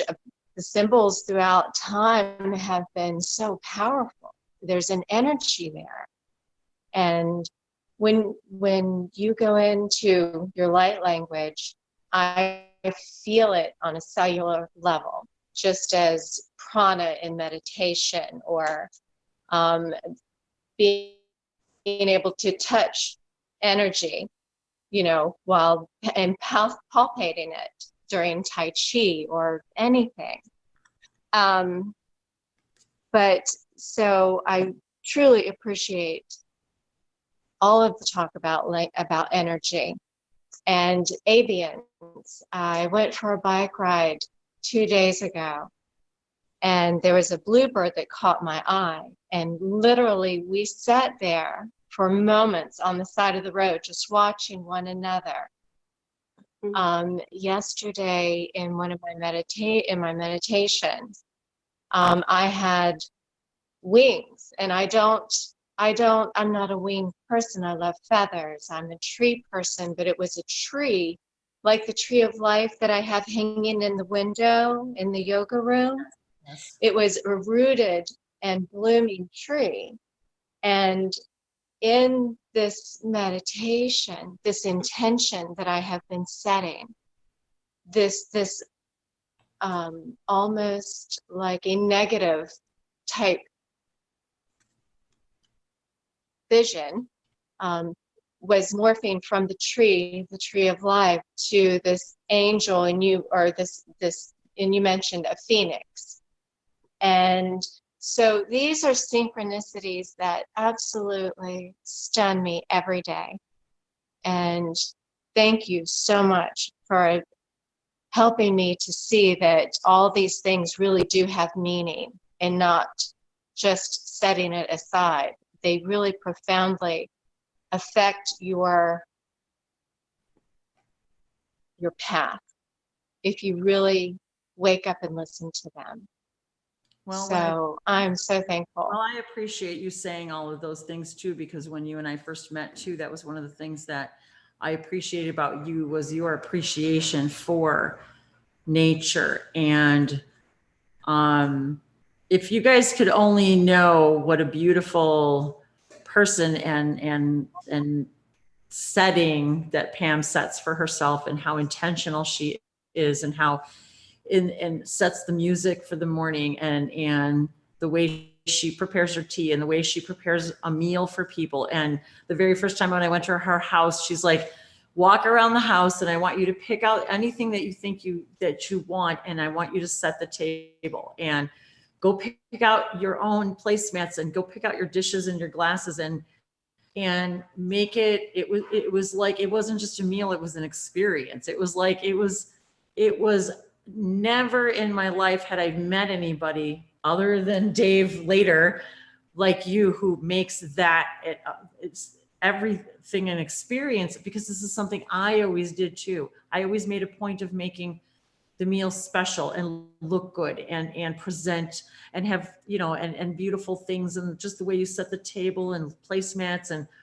it just sets this intentional invitation. And one thing that I love about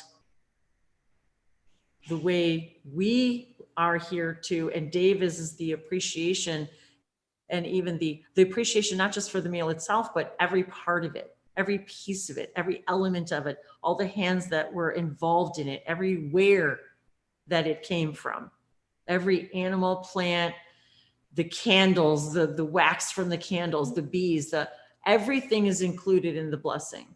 And so that was one of the things that I loved about you, was your appreciation for that, and nature and yoga and the idea of energy, even if you didn't understand a lot of this other stuff and light languages, and just the idea that you even would, mow your grass in a particular way so you can walk, through the grass in the morning, early in the morning, and smell and feel the trees and feel the dew on your feet, and all the crazy things that you do,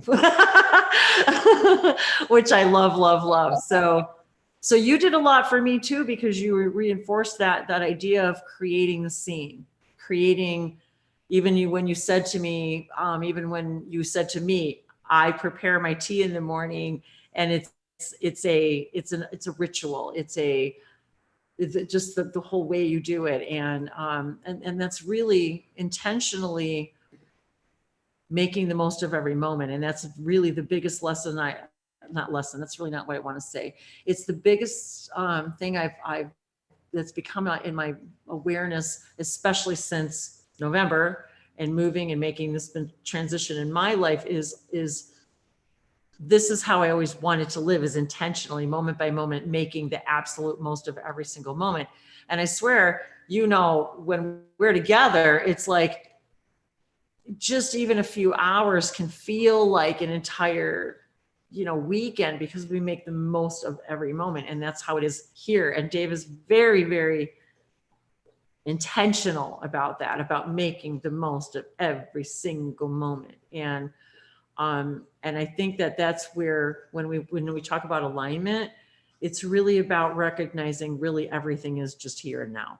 This is all you have. This is it. Not, I will be happy when, I will be happy if, I will be.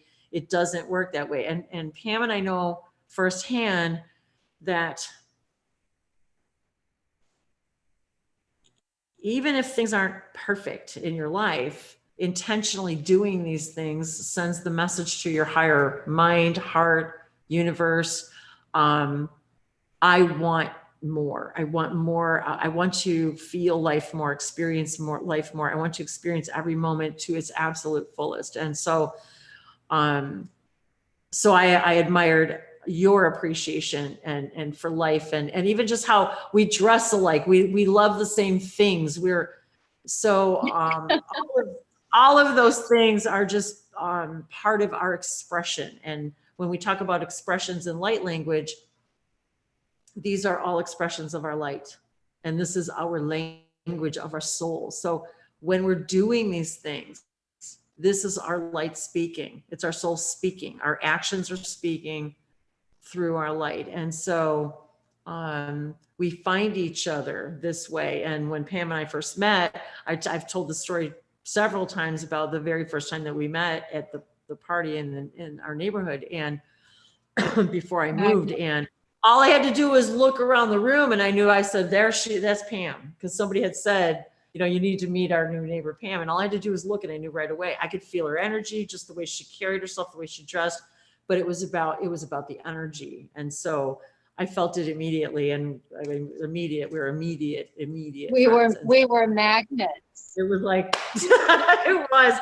And actually, I don't think we were separated the whole night that night at the party. And then immediately after that, just became fast friends. So I appreciate that, everything that you gave to me during that time that we were able to be physically together. And I hope I do get to, hope you come visit soon. And and I'm really delighted I that, definitely will. that the favorite people in my life, that Bree and that Pam and Bree got to meet each other, and that Bree got to come and experience Pam. And hi, Bree. Hi, Bree. I didn't get to say hi. Hi, it's so good to see you. Oh my gosh, you are such an amazing lady. I don't see you. You are a superpower brain vault, man. Your ability to retain things just boggles my mind. Oh, well, thank Mine you. too. It does. It boggles my mind too. His too. Well, thank you very much. Yeah, getting proper sleep helps me, which I haven't been fully doing, but you know, I'm, like I said about that alignment thing, I'm working on it, working on the balance, right? So it's just so nice that you're able to join us today. I know you've been watching for a while, so thank you. Yes, and I'm happy to meet you. yes, yeah, thank you for the energies that allowed the internet to work for you today so beautifully. So exactly. Yes, very excited to see you. And the cool synchronicity between all three of us, with all of our grandmothers being named Viola or Violet. That was another thing, you guys. Yeah. My grandmother's name is Violet. Bree's grandma's name is Viola. And isn't yours Viola? My grandmother is Viola. Yeah, my grandmother is Viola as well. So isn't that interesting? So, I know, that's really weird. Yeah, that's very fun. And Bree's wearing purple. I am wearing purple. Yes, my cat just ran away. So moving forward, I just wanted to, let's see, there was one thing I meant. Go ahead, Bree. Oh yeah, no. That's what I was like trying to get my brain back on track. Yes, cards. Let's pull 3 cards. Okay, so Dave, per the request. I had Dave pull the cards, so I'm going to read them in the order in which they were pulled. And I will tell you guys also this morning, well, I think the last 2 mornings, but this morning specifically too, I was actually talking to the Blue Jay outside this morning. So blues, blue avians, blue jays. So here's a whole nother bird synchronicity. So, is Beverly there? Oh, I don't know. She's there, but oh no, she's there. I see her. So the very first card is Seagull. Adjust behavior and communication.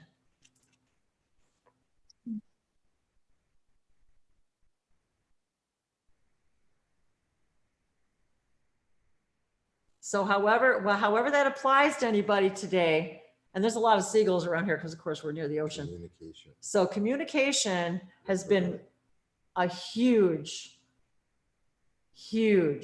thing. And right now, Dave just mentioned, with Mercury, the messenger, going retrograde, a lot of times communication is a challenge. And so the blue avians and the birds themselves remind us communication is key, that listening. And I was even reminded once about talking about alignment today. I was given a message from my guides once from the blue, actually from the avians. And they said, if you hear a bird, listen to every bird is talking to another bird, even if it's far away, and you can hear the other one answer. So if you listen closely, you can hear one bird answering another bird, no matter, and they can recognize each other like the mother recognizes its child out of all the other birds. And so I'm hearing right now that listen, and I'm hearing that between the lines again, listening to actually literally doing that exercise brings you back to the here and now, because you're listening for that bird to communicate with the other bird. And it is communicating. The message here is it's communicating among all the other noises. It is communicating with its. So it's telling me now too, for all of us, that we're being invited, and by the seagulls and the water in our bodies. Ranger just ran outside after something. As to asking us to adjust our behavior, meaning our belief systems about how we communicate. And it's interesting about the blue, because we've been talking a lot the last couple of days and today about throat chakra, blue energy, blue avians, and communication, and the color blue is our throat chakra. So this whole card deck and all of this, and today is about communication, about opening up, unlocking our lines of communication more clearly with each other, being more open, honest, and vulnerable, and really embracing that rebel inside of us, that rebel that wants to be. I'm talking about the one inside of us that's our true self, the one that is speaking from the place of harmony, of joy, love, and gratitude, of integration. And so when they're talking about adjusting our behavior, it's about actually communicating from that new place, not the old space. And then Beck, you wanted to know specifically the number 2 card. The number 2 card that was pulled was Pelican. So we've got yet another water bird here. Unselfishness will renew you. So in this card, I'm hearing now, and I wasn't sure what you said about the second card. You said that it was very important, and that so in this idea, I'm also seeing that the unselfishness will renew you, meaning how can we talk about serving ourselves in our highest good, but we often feel like that's being selfish. But what we don't understand is by acting in integration and in our passion, we are serving all that is in the highest possible way we can serve, by being selfishly aligned, by saying, regardless of the conditions around me, I am going to hold my highest vibration possible, regardless of the conditions around me, because I know that that is the most unselfish yet selfish thing I could do. By being selfish, I'm being unselfish, because then I can give.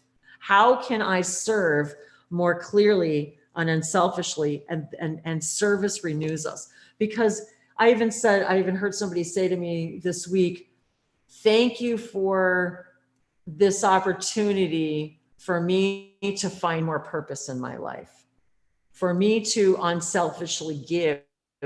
And by unselfishly giving, we renew ourselves, because we really do receive way more when we give. And it really does renew us. And this giving unselfishly, and yet knowing that by being unselfish, we're giving, yet we're receiving so much. And yet that is being selfish, meaning how is this serving me? By being unselfish, how can it also serve me, my soul, my highest good? So that was kind of the message I was receiving with that. Beck had said that the second card was related to the gold star she felt. Oh, okay, that's what she said. So interesting then. So we're talking about the gold star then. So to me, again, gold star, service. I think of service, a gold star, and job well done, that kind of thing. So, and now who was it? Who said that there was talking? Was it someone who said the bluebird this morning? Was it Pam? Who was talking about the bluebird? Anyway, this is the bluebird card. Gentleness. Yes, that was you? That was me. Bluebird. So Yes. here's the bluebird card. Well, so Wendy, when I moved here, this, and you've seen this home, and it is even morphed somewhat more in blue. I've never in my Her whole life interior, her house is blue, everything. and it's wood, earth, and blue, and it's and something that I learned all of 2019, it was truth and voice, and that is the throat chakra. And you once said to me something about completing the circuit. I do the circuit, moving here behind the gate, the blue, all of the most amazing people that have come into my life since I have been here, which has been the most difficult place I've ever lived in. There is a circuit that has been activated here, and it's been a tough growing experience, but it certainly has changed me on a cellular level. So the blue and all of these things, that's why I value so much being here. Well, thank you. I mean, I appreciate it. there's no place I'd rather.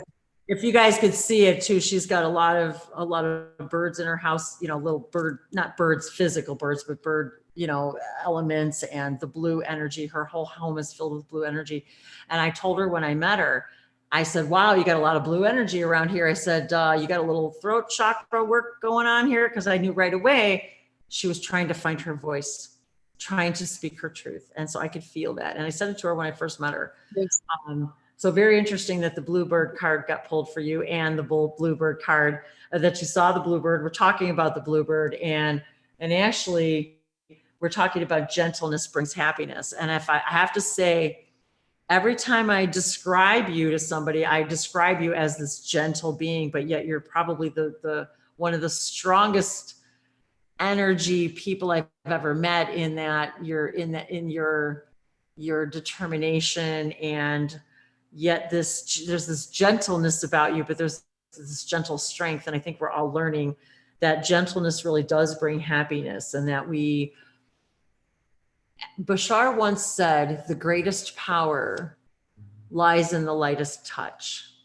And I think we even understand how when someone whispers, we pay more attention when someone whispers than when they're yelling. And so it proves to us that a whisper, a feather, a bird leaving us a feather, has always been, as you know, if you've been with me for a little while, I like feathers a lot. And they've always been a symbol for me of my connection to the blue avians, my connection to angels. When I see a feather, I stop what I'm doing, because I know maybe what I was thinking, there's a message for me. Or I've asked for something in my life, and I see the feather, and it becomes a symbol. As if you guys are familiar with my website, I took a photo with a feather against the sunlight one day. It was following a video, and it was an impromptu picture that became almost an icon for me. And it was a feather with the sun, and even when Bree saw the picture, she's like, we have to use this for the website, and it's on the back of my business cards. So it became what was and I took it at the lake. And I picked it up one day as I was doing a video down there, and it was just something, and my arm was killing me from making the video, from holding up the camera for my phone for so long. And I picked this thing up, and it said, hold it up with one hand and take a picture against the sun. And I'm like, you know, and my arm was aching, and I'm like, hurry. So I get the shot, and it became just this like symbol for awakening and connecting and unlocking the higher mind bridge connection, and to remind ourselves that we're always supported, we're always loved, we're always being guided. Just because we stop hearing it, this is the funny thing I hear a lot, and this is one of the things I wanted to address about even the question today in my email was, we can never be disconnected to anything at all.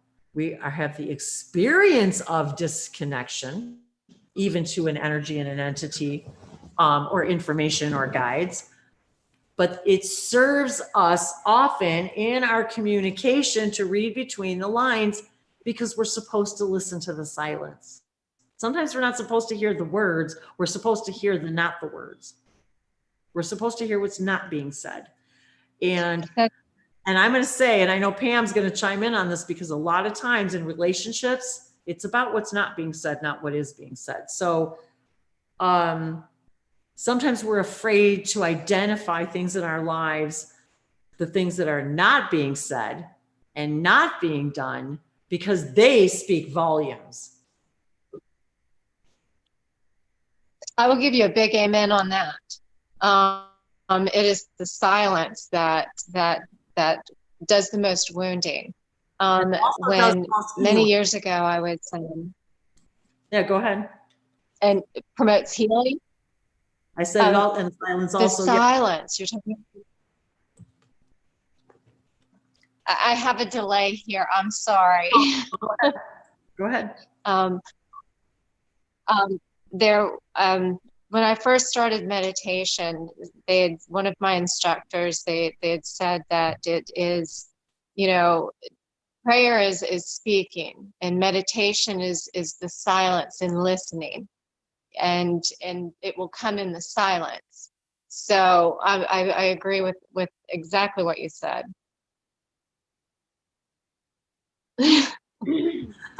I had to laugh, you guys, because I was just talking about this little guy yesterday. That's all, Duck. No, it's not Donald Duck, but he's a pelican. He's a water bird. And it's just funny because he's holding a big fish, and we were just discussing this yesterday, because I was laughing because Dave smokes a pipe, and I said, gee, it looks just like your Dave. And so we were just having this conversation about this pelican. And of course, today, what do we do? We pulled the pelican card. So there you go, AJ. Here you go. This is the guy I was going to show you, AJ. So here it is. Does that not look like Dave? So, hey, Dave went and got it. It's not, hey, he was the one who went and got it for me to show it. So I'm laughing with him. Wendy. He says that was an important part of the webinar. No, Beck said the second card. Oh, the second card. Yes, I'm sorry. The second card, not the webinar, the second card. So there we go, guys. Unselfishness will renew you. Okay, Wendy, can you hear me? I can hear you. Okay, Donna, you're laughing so hard. I mean, I think finally I got what is the paradox. It is about you, but it's not about you, but it is about the selfishness, what you were talking about before.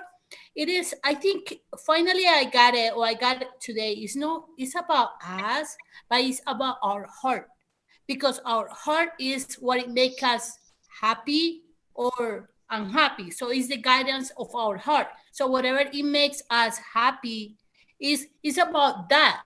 I mean, it is about what it makes us or what it makes the people happy, following the heart. Does it make sense? So that's what I got today, because I mean, it is about, it's not about other people, but it's about us, but it's not about us exactly, our ego-based realities, or it's about our heart. So when we serve other people according to what it feels right, it feels right, the feeling of following our excitement or our own heart is what it makes us, being in service to others. Yes. And at the same time serving us, because we are making ourselves happy and serve others, making us ourselves happy. Does it make sense? Yes, I mean, I perfect, think I perfect got it. sense, because Got you're being the puzzle piece you came here to be. You can't fit into the puzzle if you're not being yourself. It won't work. It's not gonna Exactly. fit. You're gonna feel like you don't fit. Exactly. So it's just like, I mean, finally I got it. Okay, thank you.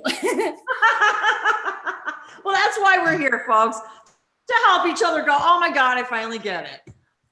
That's why we're here. So, and I'm so glad to see you. I haven't seen you in forever.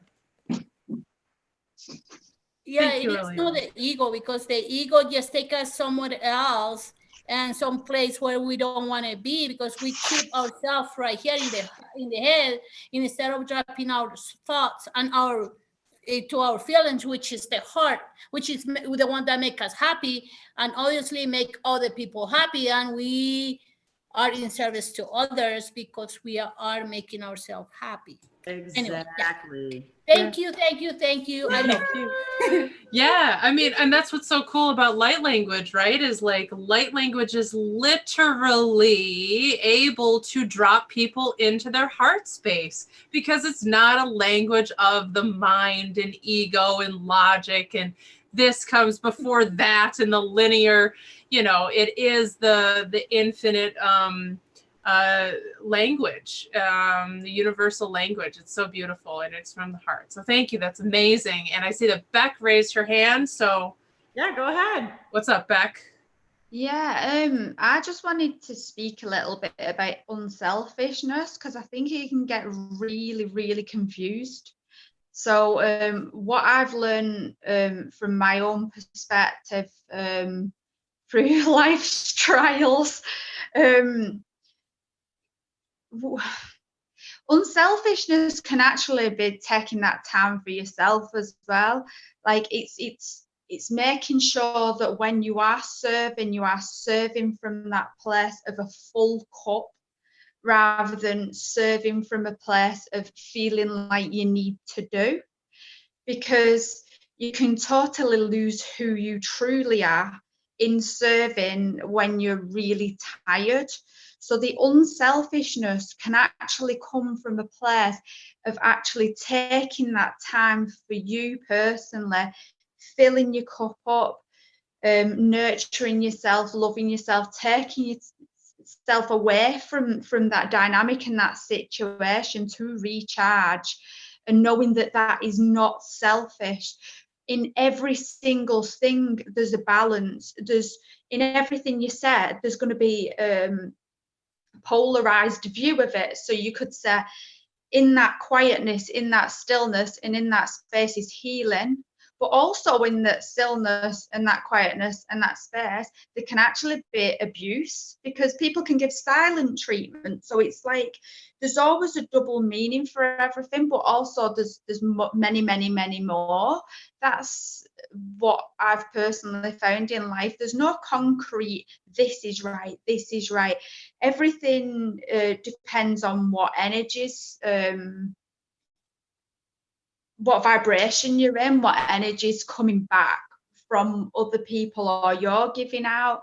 And it's a dance, really. Every single thing in life is a dance of energy, and there is no right or wrong. There's no good or bad. I really want to put this out there massively.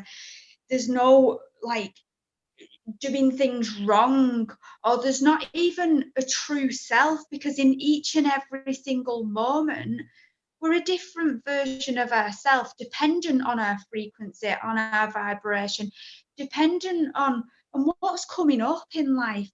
You can't really lose yourself because you're always there. You can't not be yourself because you're always there.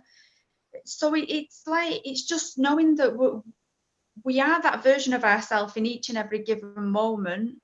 Selfishness, I do feel it's been a really massive tarnished word, where people feel kind of like it's a dirty word, like, oh, you're selfish, self-curse, selfish. It's just to me personally, I see that it's a word that's used in wrong context, if there is a wrong context. But I believe that everyone views different words in different ways. So what you can see a word means to you, it may mean something else to someone else. That's why I love light language, because you're not necessarily reading into the words, you're feeling the vibration of it, which has so much more of a meaning than saying a particular word, because it can be taken in so many different contexts,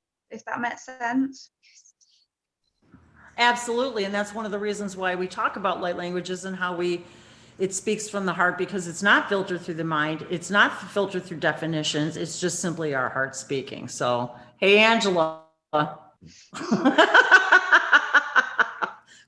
Was I kidding or was I kidding? Same pipe. Come on now. Come on. Pelican Dave. Pelican Dave. Pelican Dave. That's excellent. Was I lying? And he's wearing blue overalls and a blue hat. Okay. You know you need to find him duck slippers, don't you? Big yellow duck slippers. Seriously, next Wednesday I'm going to be here, same place, same time, looking for those duck slippers. Amazon's 2 days. It's way too hot here for slippers. It's like 90 here today. Oh, but it's just for a minute's worth of joy. Come on. Duck slipper. Hey, don't tell him to buy something on Amazon, because he'll be looking for duck slippers or pellet. That's what I heard. I'm very true with what I just said. High five. See, you didn't miss anything last week because we ended up not doing it. And that's another thing, you guys. Yeah, believe me, there is nothing more that brings us pleasure, Bree and I, than to do these hangouts. And believe me, it is painful for us to even decide not to do them, but I'm telling you, that was one of those times where we had to be selfish, because we could have done it. But the thing is then we're doing you guys a disservice too, if we're not in our best and highest form, and vibration, then it doesn't seem, it's not fair to us or to you guys. So, but that was one of those times when being selfish is still being unselfish, because I don't want to do anything in less than integrity, and so anyway, sometimes we have to, even though we say we have an obligation, or we've made, a commitment to something or someone, we have got to be open to letting ourselves off the hook, because as Beck just said, we're different people moment to moment. And sometimes we have made an arrangement or an agreement or a relationship or an appointment of any kind. Maybe we made that in a vibration that isn't our highest vibration. Well, wouldn't it make sense then to not continue that idea, behavior, situation, relationship?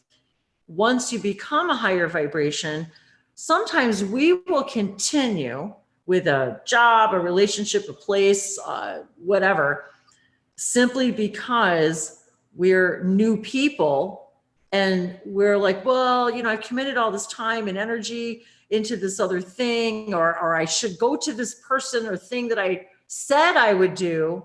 But if you've made that appointment, whatever that is, in a lower vibration, and your higher self, your higher mind, your new vibrational self is telling you not to complete that appointment, whatever relationship, we have got to understand we can't hold on to something for the wrong reasons. If we made it in a lower vibration, and our new vibration is telling us to go a different direction, then we have got to honor that, because we will say, well, I'm giving up, I'm failing, no, you're not. Just like Beck said, you can't get it wrong, because Now that you're in the new vibration, that lower vibration thing is now glaringly obvious.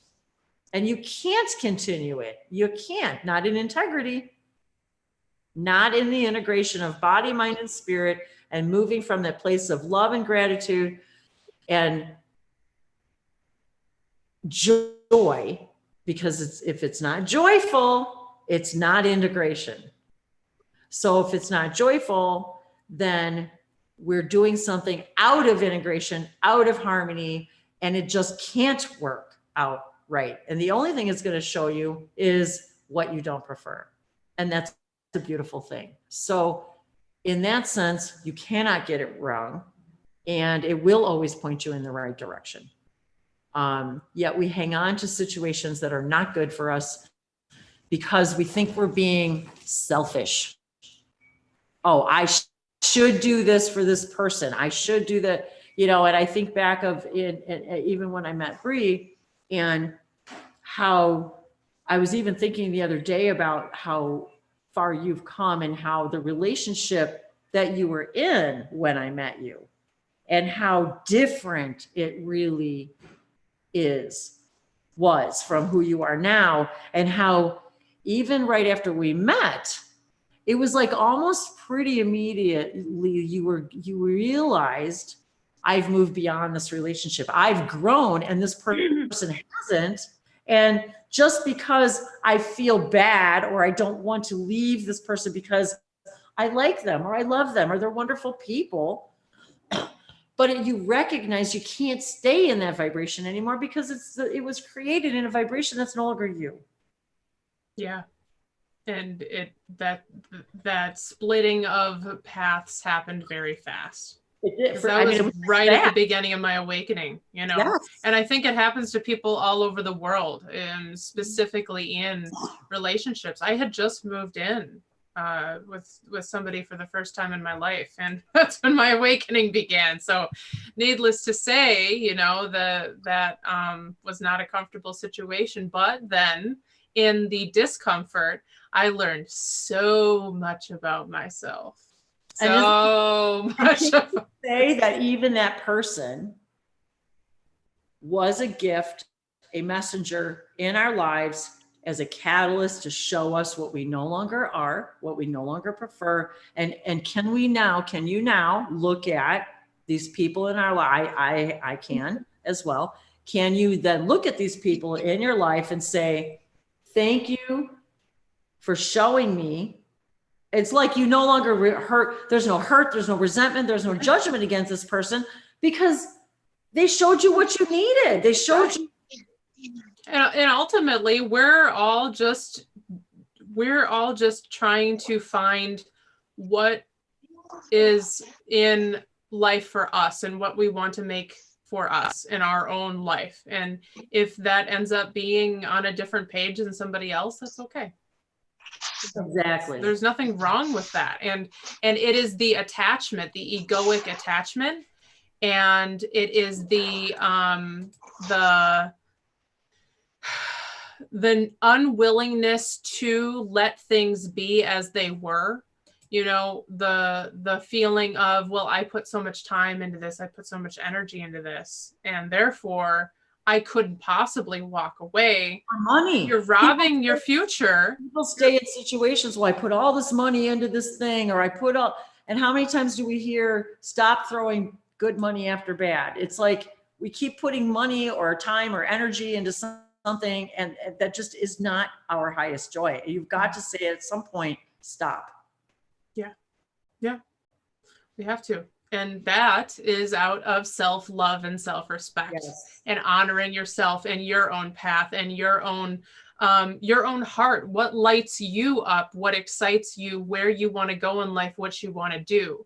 And it is not easy to break connections that are no longer serving your highest good anymore. And it feels extremely uncomfortable. But the growth that you get through making that decision of honoring yourself, what your reality will transform into once you start to take actions. It's one thing to think about, well, I really love myself a lot and I really respect myself a lot, but like you need to make that action in your life to show the universe, which is you, that that you are actually serious about it.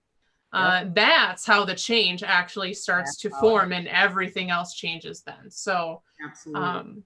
yeah, so it's really cool. It's cool that we can have these experiences of growth, and it's cool that we're at a point now where, you know, we can be honest with ourselves. And it's not easy sometimes. It's not easy, but we can do it, and we have support and we have help. And that's part of the reason why we do these hangouts here every week, is because we're all going through just all sorts of things in our own personal lives. And it's not always easy. And we do sometimes feel like we're the only ones going through it, you know, like I said at the beginning. So this has been a beautiful conversation today. And It's been wonderful. You guys are so engaging and interactive, and it makes it really fun and expansive. And I love being able to interact. And I wanted to thank Dave too for, you know, inspiring me to bring the cards out, because this whole Blue Avian thing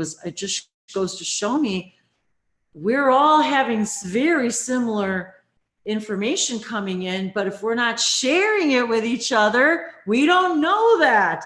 So, and then when somebody starts talking about this stuff and signs and symbols and languages and Blue Avians, and it makes us all feel like, oh my God, I'm not crazy. I'm not crazy. There are other people out there in the world. And I wanted to remind everybody too, you know, people come to these hangouts from all over the globe. I mean, we're talking every continent. So we are so the same inside. We're all the same. We all have the same fifth element, love.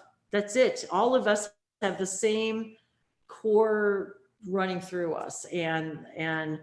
I wanted to, so it's getting kind of late. So I wanted to make sure, I wanted to see if Beverly and Ivy had anything they wanted to share, and AJ too, of course. Before we wrap up, I just wanted to see if there was any last comments. Maybe we'll just start with Beverly here, since we'll kind of go in order, and I wanted to say hi and just see if you had any comments or anything before we kind of start wrapping up. I'm on a bit of a swivel chair tonight, and it's doing my head in. I love swivel chairs. God, I've had to change rooms because I'm now sort of 6 years into living in a war zone, and the builders are coming in 2 weeks, so I've had to move everything out. Oh. So this is a real transformation going to take place for me. I'm really sort of like excited and not at the same time. I've been there. I completely understand, but you will definitely, it's well worth it. It is. So, yeah, Beck, you listening, Beck? Yes, you too, Wendy, Beck. Okay, you visited me yesterday morning. Well, in my I've said these, I get the downloads in the morning when I'm awake, just as I've woken up. Yep. And Beck and you were giving me light language. It wasn't long, but it was definitely you two. I'd recognize your voices anywhere now. Oh my God. And then a very strange thing happened. I've had a very emotional week yesterday as well, because I thought it was Wednesday last night, and I felt so ill. I got these stomach cramps, and my chest was hurting, my head was hurting. I thought, oh, I'm really going to be ill, you know. And then I'd had you two come in, and I'd had a big download, and then I had a Chinese man or Asian sounding man talking to me, and of course I can't understand what he's saying. And I just felt that I thought, what's going on? And then I thought, well, maybe there's a lot of souls passing over. at this moment in time that are a little bit lost. They're still caught up in the moment of what's happening. But definitely I had a Chinese man come and talk to me, and he was quite insistent on trying to talk to me.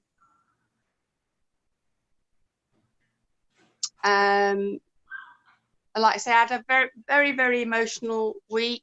I looked at a picture and I just burst into tears. I just really hit the heart in a humanitarian way. I wouldn't have said I was a very humanitarian person 10 years ago, but I've been proved wrong time and time again, that humanity is important to me, and that I feel deeply for other people and their situations. And it was an image that will stay with me for the rest of my life. And then this happened after it. So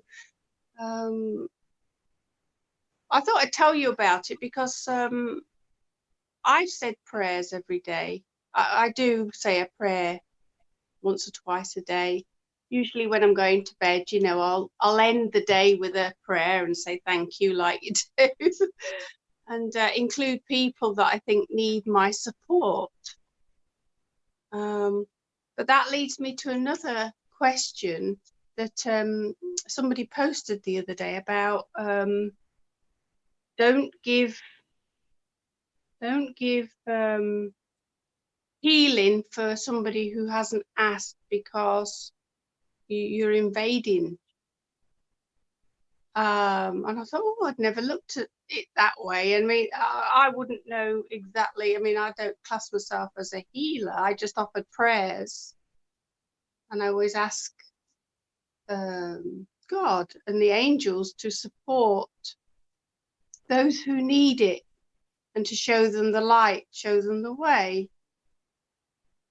So that's not the same thing, is it? Or is it? It's interesting that you say that, because we've covered this just a little bit, and really the quickest way to answer that, or to respond to that, is that we have understood through, whether it's prayer or even sending energy and light language, energy healing kind of thing, that I've come to understand that you are correct. A lot of times we're told we have to ask permission from the person in order to give them healing. Okay. Which I'm not saying I disagree with, because when you're, especially if you're in a private session or a one-on-one situation, asking someone that is kind of important, because it allows them the intention and responsibility to say, yes, I want the healing. Yes, I'm accepting the healing. With that said, though, we as light bodies and energetic beings have the ability to send people energy healing. I send literal energy balls to people if I feel they need it. What I've come to understand, just like light languages, is because of your intention, that it reaches them for their highest good. That is all you have to worry about, because they will not be able to receive anything that's uninvited, meaning if they have, you probably wouldn't even receive the inclination to do it if they hadn't already energetically sent something out, a beacon saying, I am looking for healing. So it's an energetic thing, first of all. Second of all, they're not going to receive something that is not intended for them, or that they're not ready to process. So you can send them anything you want. They're only going to be able to absorb what they can, what they need. So I will often send people prayers, love, energy, healing, but I simply include, even it doesn't even have to be consciously, but I include the idea of, let this simply serve whatever their highest needs are. I don't need to know what they are. I don't care if they're physically sick or not. It doesn't really matter. It will reach them the way they need to reach it, because I will say to you, you wouldn't be intuitively guided to do anything at all if there wasn't already an energetic receptor on the other end. That's just the way it goes. There's always going to be two sides, always. So just like sharing this information, I knew the first time I put up a video, even if only one person ever watched it, I knew that that was the reason I made it. So even Dave would say, I felt like I'm only like your light language or your videos are only for me, or, you know, so each of us are only going to hear exactly what we need to hear. And same thing with that. People are only going to receive exactly what they need from you. So you're not, I personally don't believe it's possible to invade somebody if they're not accepting. Yeah. However, if someone is in a lower vibration, yes, absolutely, positively, they can receive energy, even if they didn't consciously ask for it, because they're energetically sending that out. So there's a lot of layers to this. What I think, I love what you said, and what I think is, I mean, because this is, I think, a really important this thing is like to a be whole nother discussing. subject, you guys, for like It is. hangout. Yeah, it is for sure. And so we can certainly talk about this more in depth, but just, you know, really quickly for today, before we end, my understanding of it, because I had the same reaction, Beverly, when I first heard somebody say, like, you are literally invading somebody's life, and you're doing something against their will. They have free will, and they have their own healing path. And if they have not accepted the healing that you're sending, that is an invasion of their own healing path and journey. I think really what this whole discussion comes down to is intention. And with what Wendy's saying her intention is not to force anything on anybody. Like, she's not like, you're healing energy here. Like, it's more like, okay, so it's with the intention of, just like you said, Beverly, with prayer. So your intention with even doing the act of itself, of even thinking nice thoughts about wanting somebody to have a happier, healthier life, it's the prayer, it's the good vibes that you're sending. It's like the positivity. It's like helping to anchor in that reality for that person. Whether or not that person chooses to connect to that reality is their own choice and path, and has everything to do with them. And what we're doing is we're supporting their growth and their ability to heal and thrive in the way that they're meant to. So, I mean, it's the same thing talking about Jesus. When Jesus was walking the earth as a human being, and people would come up to him, and voila, he would heal them in front of everybody watching, and suddenly they were healed. It's not that he was the master one doing the healing. He was seeing them as already healed, and they believed in all that he was and what he stood for and his abilities. And so they believed that he could heal them. And so then they shifted into that reality in which they were healed in that moment.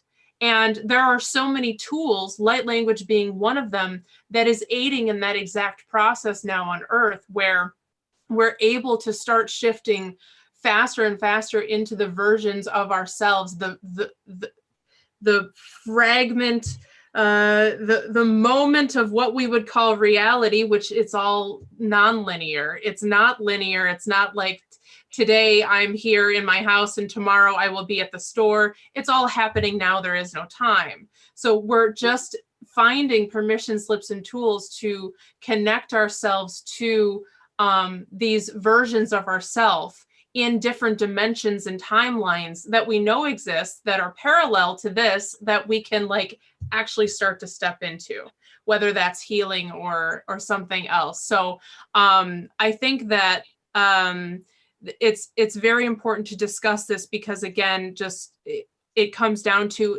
is it coming from ego? Is it coming from, I'm the big healer and I don't want to see that happening in my reality, so I'm going to change that? Well, then, you know, we have the ability to change things in our reality, but this is all a co-creation with the universe. And so we have to allow the universe to work with us instead of us trying to force things upon it. So that's my take on all of it. That's how I feel. Well, I appreciate that, and I agree. And Anna says in the chat, I was taught to ask the spirit of the person and listen for their permission. And that is something that I've done as well, is I will say somebody needs help, or I don't want to impose my will on them. So I will actually say, I would like to tonight in my sleep, I would like to have a conversation, my higher self with their higher self, and have this conversation. Sometimes, sorry about Ranger. Sometimes, Ranger, hush. The dog's next door. He likes to bark at him. And Ranger, shh. I see Ivy's doggy there too. I'm like, oh, she's got her doggy there too. Let me say something. Yeah, go ahead. I believe that you can never harm anyone else by sending good intentions or good energy to them. What happens on a technical level isn't really important. So if you have good intentions and you want to send good intentions in whatever form they might be, prayer, energy, healing, you could never cause anybody harm. If you were sending bad intentions to someone, they would just be reflected back to you. So you would still not be actually harming that other person. And you were mentioning about prayer, and it's been a pretty common belief to say prayers before bed. But as you regularly remind me, it might be more effective to say those prayers in the morning when you first wake up, because that way you're setting a stage for the entire day for not only the other people that you're saying the prayers for, but also yourself, raising your energy because you're in an energy of sending prayers to someone and sending good intentions. Yes. So instead of waiting till you're ready to fall asleep and no longer being awake, if you do that first thing in the morning, and I do try both. Usually, there's no right or wrong way. It's just, and it's that I found out too through Dave doing Hebrew blessings, is that there's blessings for different times of day and sunset, sunrise, and things like that. So every morning there's a blessing about being grateful for the day and saying, and he always says, thank you for, being with me today. And I can't wait to spend the day with you. And so there's this whole idea of gratitude, of beginning the day that way, and setting that stage for the, sending that gratitude out to everyone and all the healing and that sort of thing.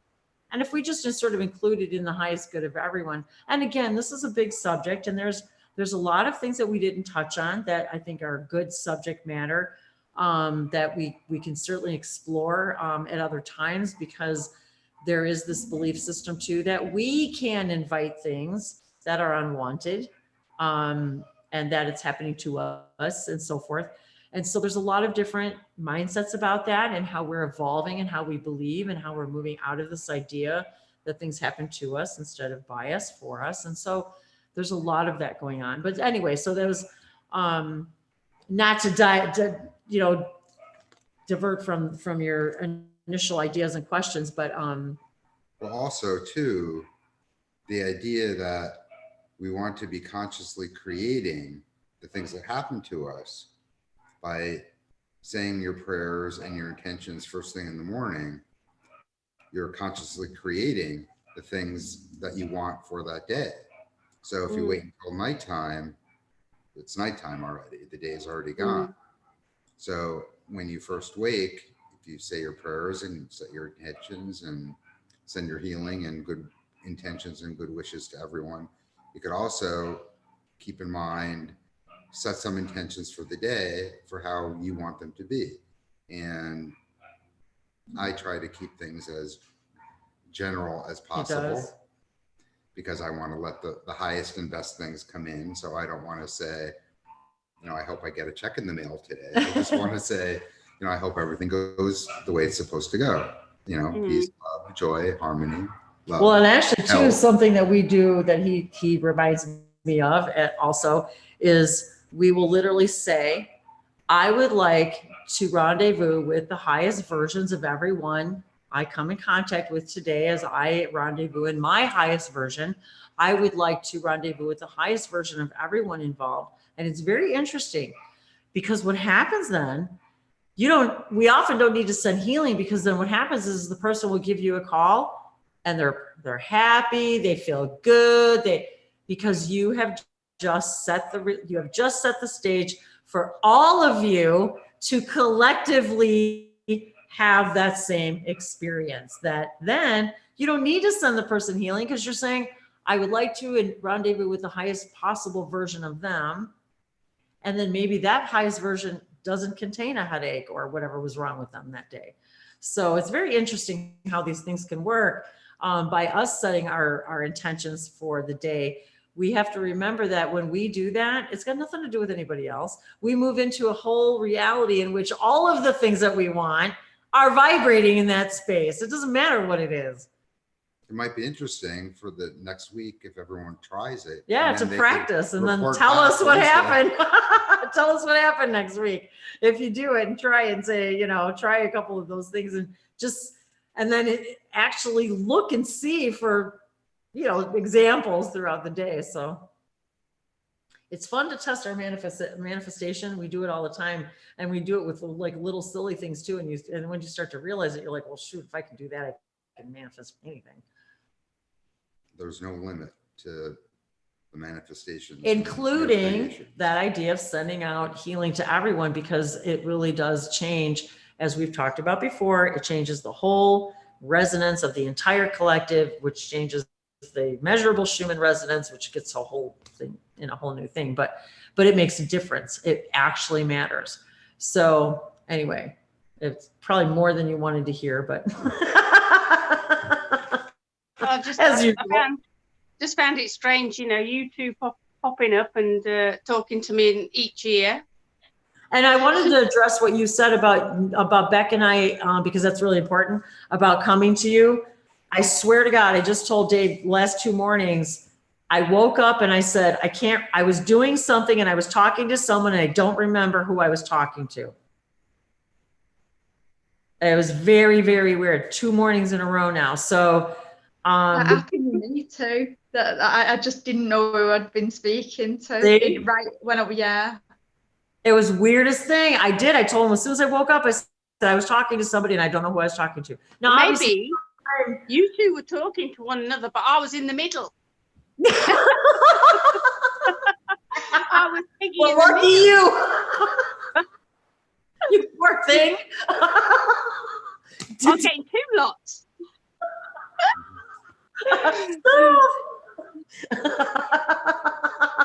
Well, maybe they were both talking to you. Maybe.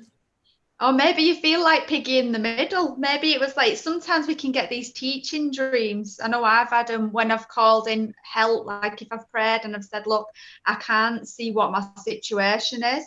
Can you help me? You could just be praying for some clarity, and you can have your soul family come in and they literally play out a scenario. So maybe like as a child, you was in between both parents and you felt like you was always in the middle of things. So it could be showing you a pattern what's occurring in your life now.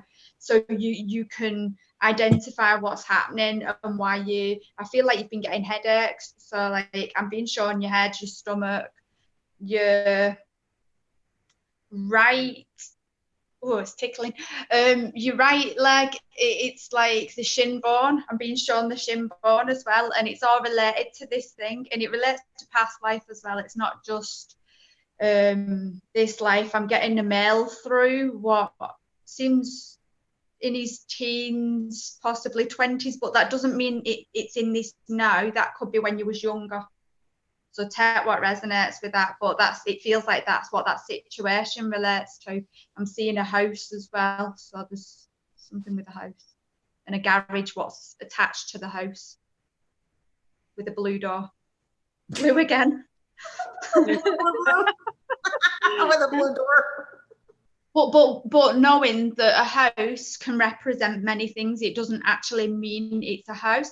Right. So a house with a blue garage door, blue being communication, a door being open, the door's closed, the garage is somewhere you store things. So storage, you might be storing things in your throat chakra, the home being an extension of the body. So it can have many meanings. Mm, See what happens when you're in a room full of psychics? fascinating. Yeah, great. Bree, anything else? She's like, no. Wait, what? She's like, wait, what? It's mainly, it's like feel into it. So if anything resonated with what I said then, just literally after the call, just sit with it for like, and the space in between, like Wendy was saying before, sit with it and just listen to that space in between. And it won't come as you thinking, it will come as a thought from your somatic memory within the body. So it won't be you thinking, it comes from the signals from the memory within the body. That like memory foam, if you imagine your body being like memory foam, and then you've released that particular energy, what's stuck within your being. Now I've probably got quite a bit stuck, knowing me. Well, I think for some reason she's talking about me, because I have been thinking about this knee pain, and something happened when I was 20. Yeah, like she say, and I mean it has been hurting since then, and I've been trying to get rid of that pain. I don't know. I'm not sure if that. I mean, I can be wrong, but I mean, it's just bugging me. And actually, I was so close to ask you guys about it. You know, what do you guys know about knee pain? I mean, I can be wrong. But anyway, I don't know what you guys think. No? Bree looking like, oh my God, what the heck is going on? It's weird you're talking about knee pain, because I was just listening to somebody last night talk about knee pain and how they were ready to be done with it. Like it had to do with a past life experience, so to speak, and they said, all right, I'm done and I'm letting this go now, and I'm going to clear those timelines and transmute that energy to love. And it was in one of Katie Indicrow's videos, so that's why I had that face, because I was just listening to somebody talk about knee pain. So back, what do you think? Does that knee pain? All right, I'm getting my left knee. I'm getting my left knee for sorry, I don't know, you know. I'm getting my left knee. Left represents past. It also represents feminine. Anything what's in the bones to me personally, and just check what. No, it's in the right knee. Yeah, sometimes though it can be the other. I'm definitely getting your left knee. Sometimes the other one can hurt because of the imbalance. So if you imagine, sometimes we lean one way, so the pain could be coming into the other leg, but it could be actually physically impacting the other leg. Do you understand what I mean? Yeah, So like and it's like that, but the one that hurts more is the right one. Yeah, so what I'm getting through is the left knee represents the past and the feminine. So it feels like the right knee's affected painfully because the past is holding you back. It comes through the female bloodline. This is it's a pattern what's gone through all the females in your bloodline. It's ancestral, it's in the bones. And the reason it's affecting the right leg is because it's showing you that it's preventing you from moving forward. Okay. So there's something, a pattern. I feel like you know what the pattern is already, because it was very strong within. I've got a motherly figure with me, could be a grandma, and she says, you know what this pattern is, could relate to the masculine, and it's a fear of moving forward, of being repressed, and it's preventing you from taking that next step. I hope that helps you. Okay, yeah, I believe so. Yeah, I have to think a little bit more about what you just said. Just feel into it. Like I said, try and not thinking what I've said will activate. This is what I do basically. What I'm saying now, I can read signs from everything. Sit with it, but don't think. Just hold the knees and just breathe into the knees. And if a thought arises by itself, it will show you, and maybe no thoughts will come, and it will just, because we've spoke about it, just by speaking about it now, it's bringing it to the surface and it's allowing it to come up and be released, and you may find movement with it, and just allow it. Just the talking can literally, because you've acknowledged it can bring it up, and then allow it like leaves in the wind. You wouldn't grab onto that leaf going, why are you doing this? You'd let it fly away. So just like our thoughts, we can allow it to the pain to fly away, the thought to fly away, and just allow it to release naturally. But if a thought comes, you'll know. You were right about my leg, Okay. my shin. What? I lost the feeling from my knee down in my shin and into my foot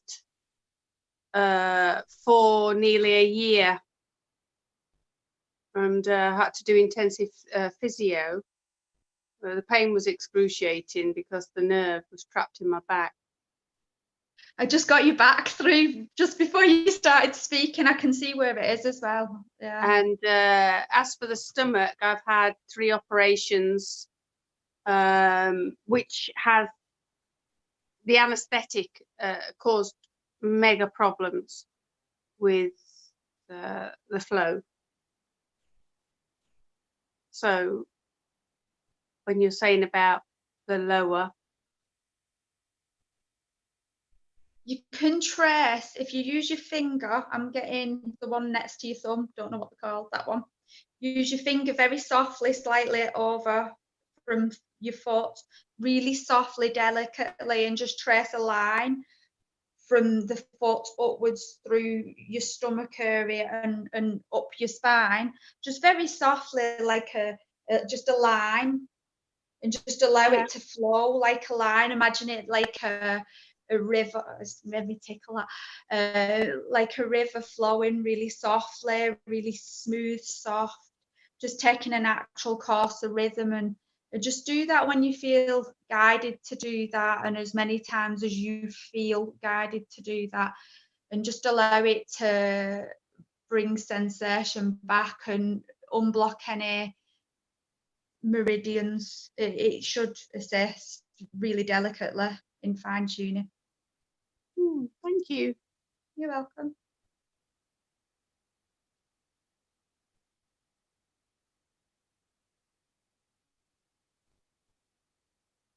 Wow, ladies, it's fascinating. Oh my gosh, I'm in the darkness. Okay, there we go. That's better. Cool. Well, I'm seeing that Wendy has stepped away briefly. She probably had to use the restroom. It has been a marathon here today. I think we've been doing this for 3 hours now. So Wow. I'm going to take the opportunity to Bree, close you're, out. Huh? you're psychic. Huh. Wow. I figured it out. So I think I'm going to just leave a short light language blessing before we close out here today. And of course, Wendy will come back in a moment. So I will not end without Wendy. But just taking the opportunity here to share a little bit of light language because I love light language. It's obviously my highest joy and excitement, or I would not be doing this. So with that said, I'm going to use the same intention that Beck had mentioned earlier in bringing alignment. Wendy gave her beautiful light language blessing earlier at the beginning with that intention, and that's going to be mine too, because I really could use the stronger experience of alignment in my life. So this is for all of us to align more with what is right for us. Na'ate sha'au uka o ko ok an nda is au uka a yoko uka a na at a na o it is anya o ushu anya io uno wow ne shi au wan nai in e yan ne ya o an now ook I yat ook at antish out ot I yan ne yatau yat te tatau un ya yo ot I yat out now shuk ot I and out I ot una ya ush I yan ish yaw shush ois in yaw ot au ute ia at au ka o na o ko ka na o ushe ia ushe how se hene ya sa how hokoro hoto ono o ia out ana ya se ete ya sa au ka ane ya sa au ushu no ya sa au ushani ya sa au Unaya toto ya nanaya sa oshana yosotoa. Aunoko hoate hiasao hiane ara to shoe nia yasawate. Ini niao toto ara one niara toto toro tawara hanana yoro toto ara nayara nayara nay. Yarana yaso harahata hoko esha anta yasa atao.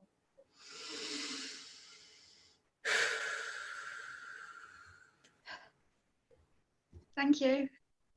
Thank you. That was awesome. Can I do a Please. quick one? Is that okay? Yes, please. Sure.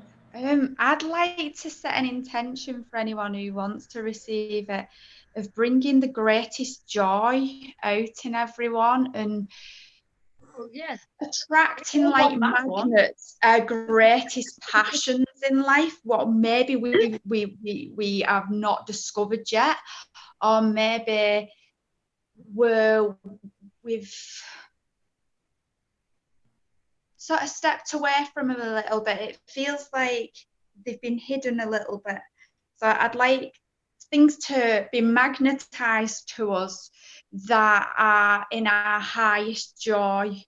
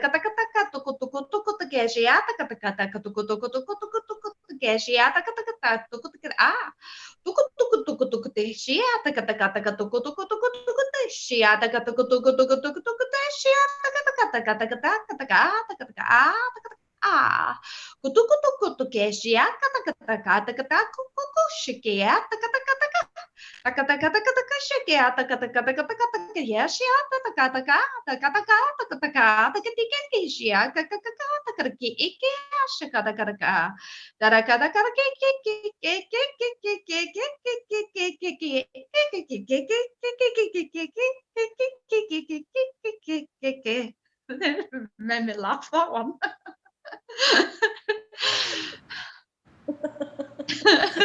You laugh too. It was very high energy, whatever that was. I saw a lot of yellow. And somebody just sent me a photo of a sunset. Oh, see?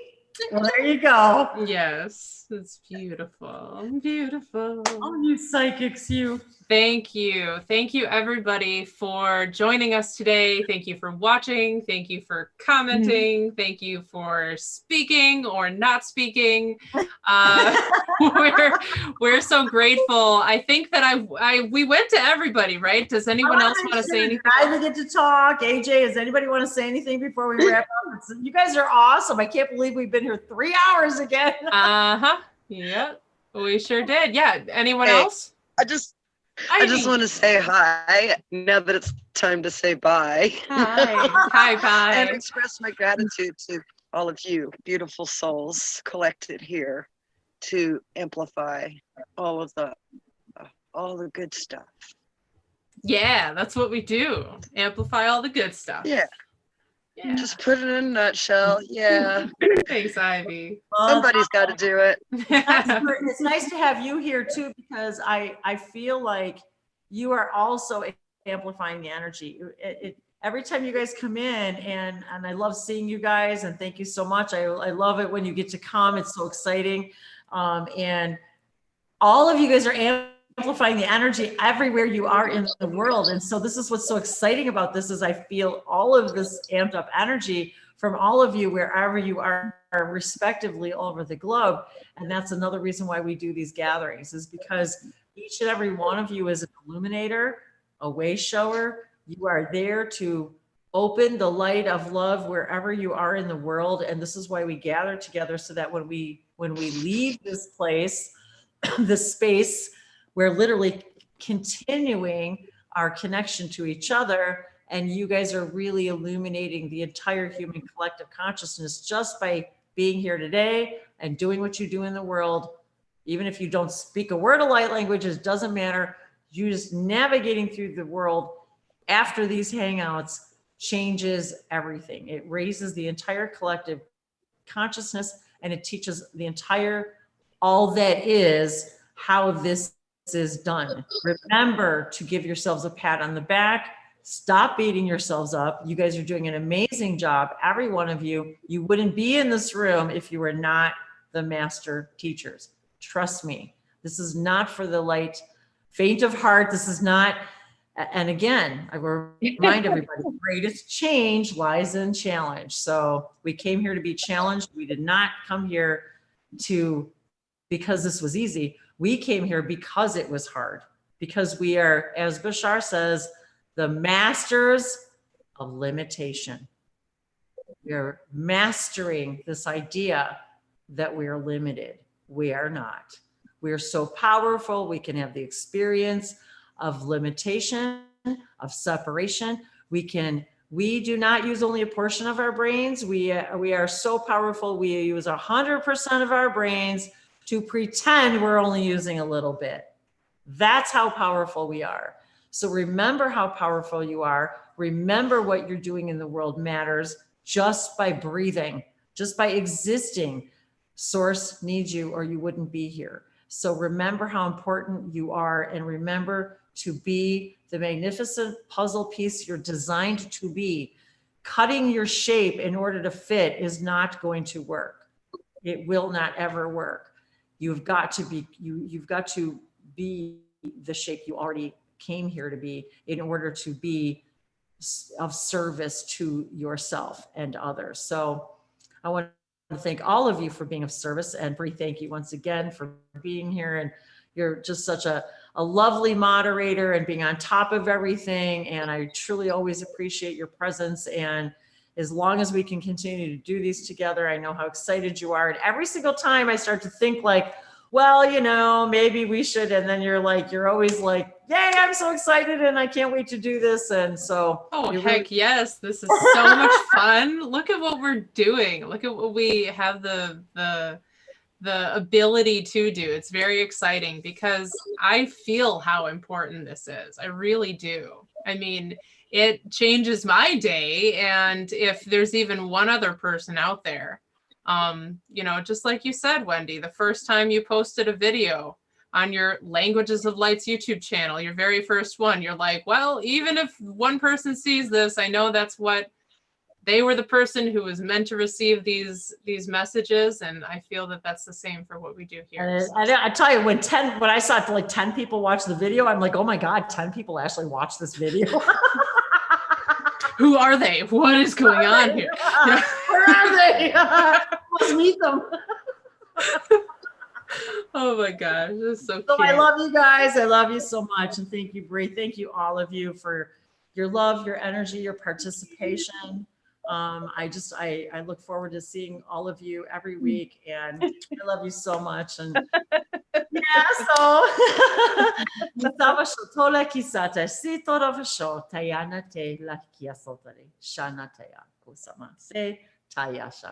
mahalo, namaste. And I do hope to see you all next week. And if there's any way that we can be of service to you, please do let us know. If you guys want to hook up, connect with anybody in these rooms, please feel free to connect with each other.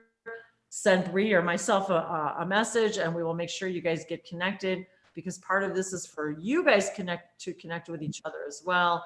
And so I'm delighted to see, Beverly, that we're visiting you in the astral and that we're helping you out. So that's really, really exciting to me. And you know, it's nice to know that when I woke up that I'm like, now I know where I was and who I was talking to. So that makes me feel a lot better. Yeah. Well, it does me as well. If Wendy wanted to know what was going on, and she sort of asked the universe to let her know. I did. Now And now I know. Wow. See how that works? And I did. I even said to Dave, I wish I knew who was I wonder who I was talking to. I want to know who I was talking to and what I was saying. Well, obviously somebody thought that you two needed to be with me. I guess so. Well, that makes you pretty special, I would say. Maybe I needed propping up. Well, we're all here for each other, to prop each other up and support each other through this crazy, crazy ride, whatever this is. So thanks for joining me on this ride. And remember, you guys, there's joy in every journey. And now we know there's change in every challenge. So thank you for being here and changing with me. I love you all so much. Thank you. And until next week, love you guys, and come visit me on my channel or on my website. Let me know if I can do any further service. Love you guys. Thank you. Bye.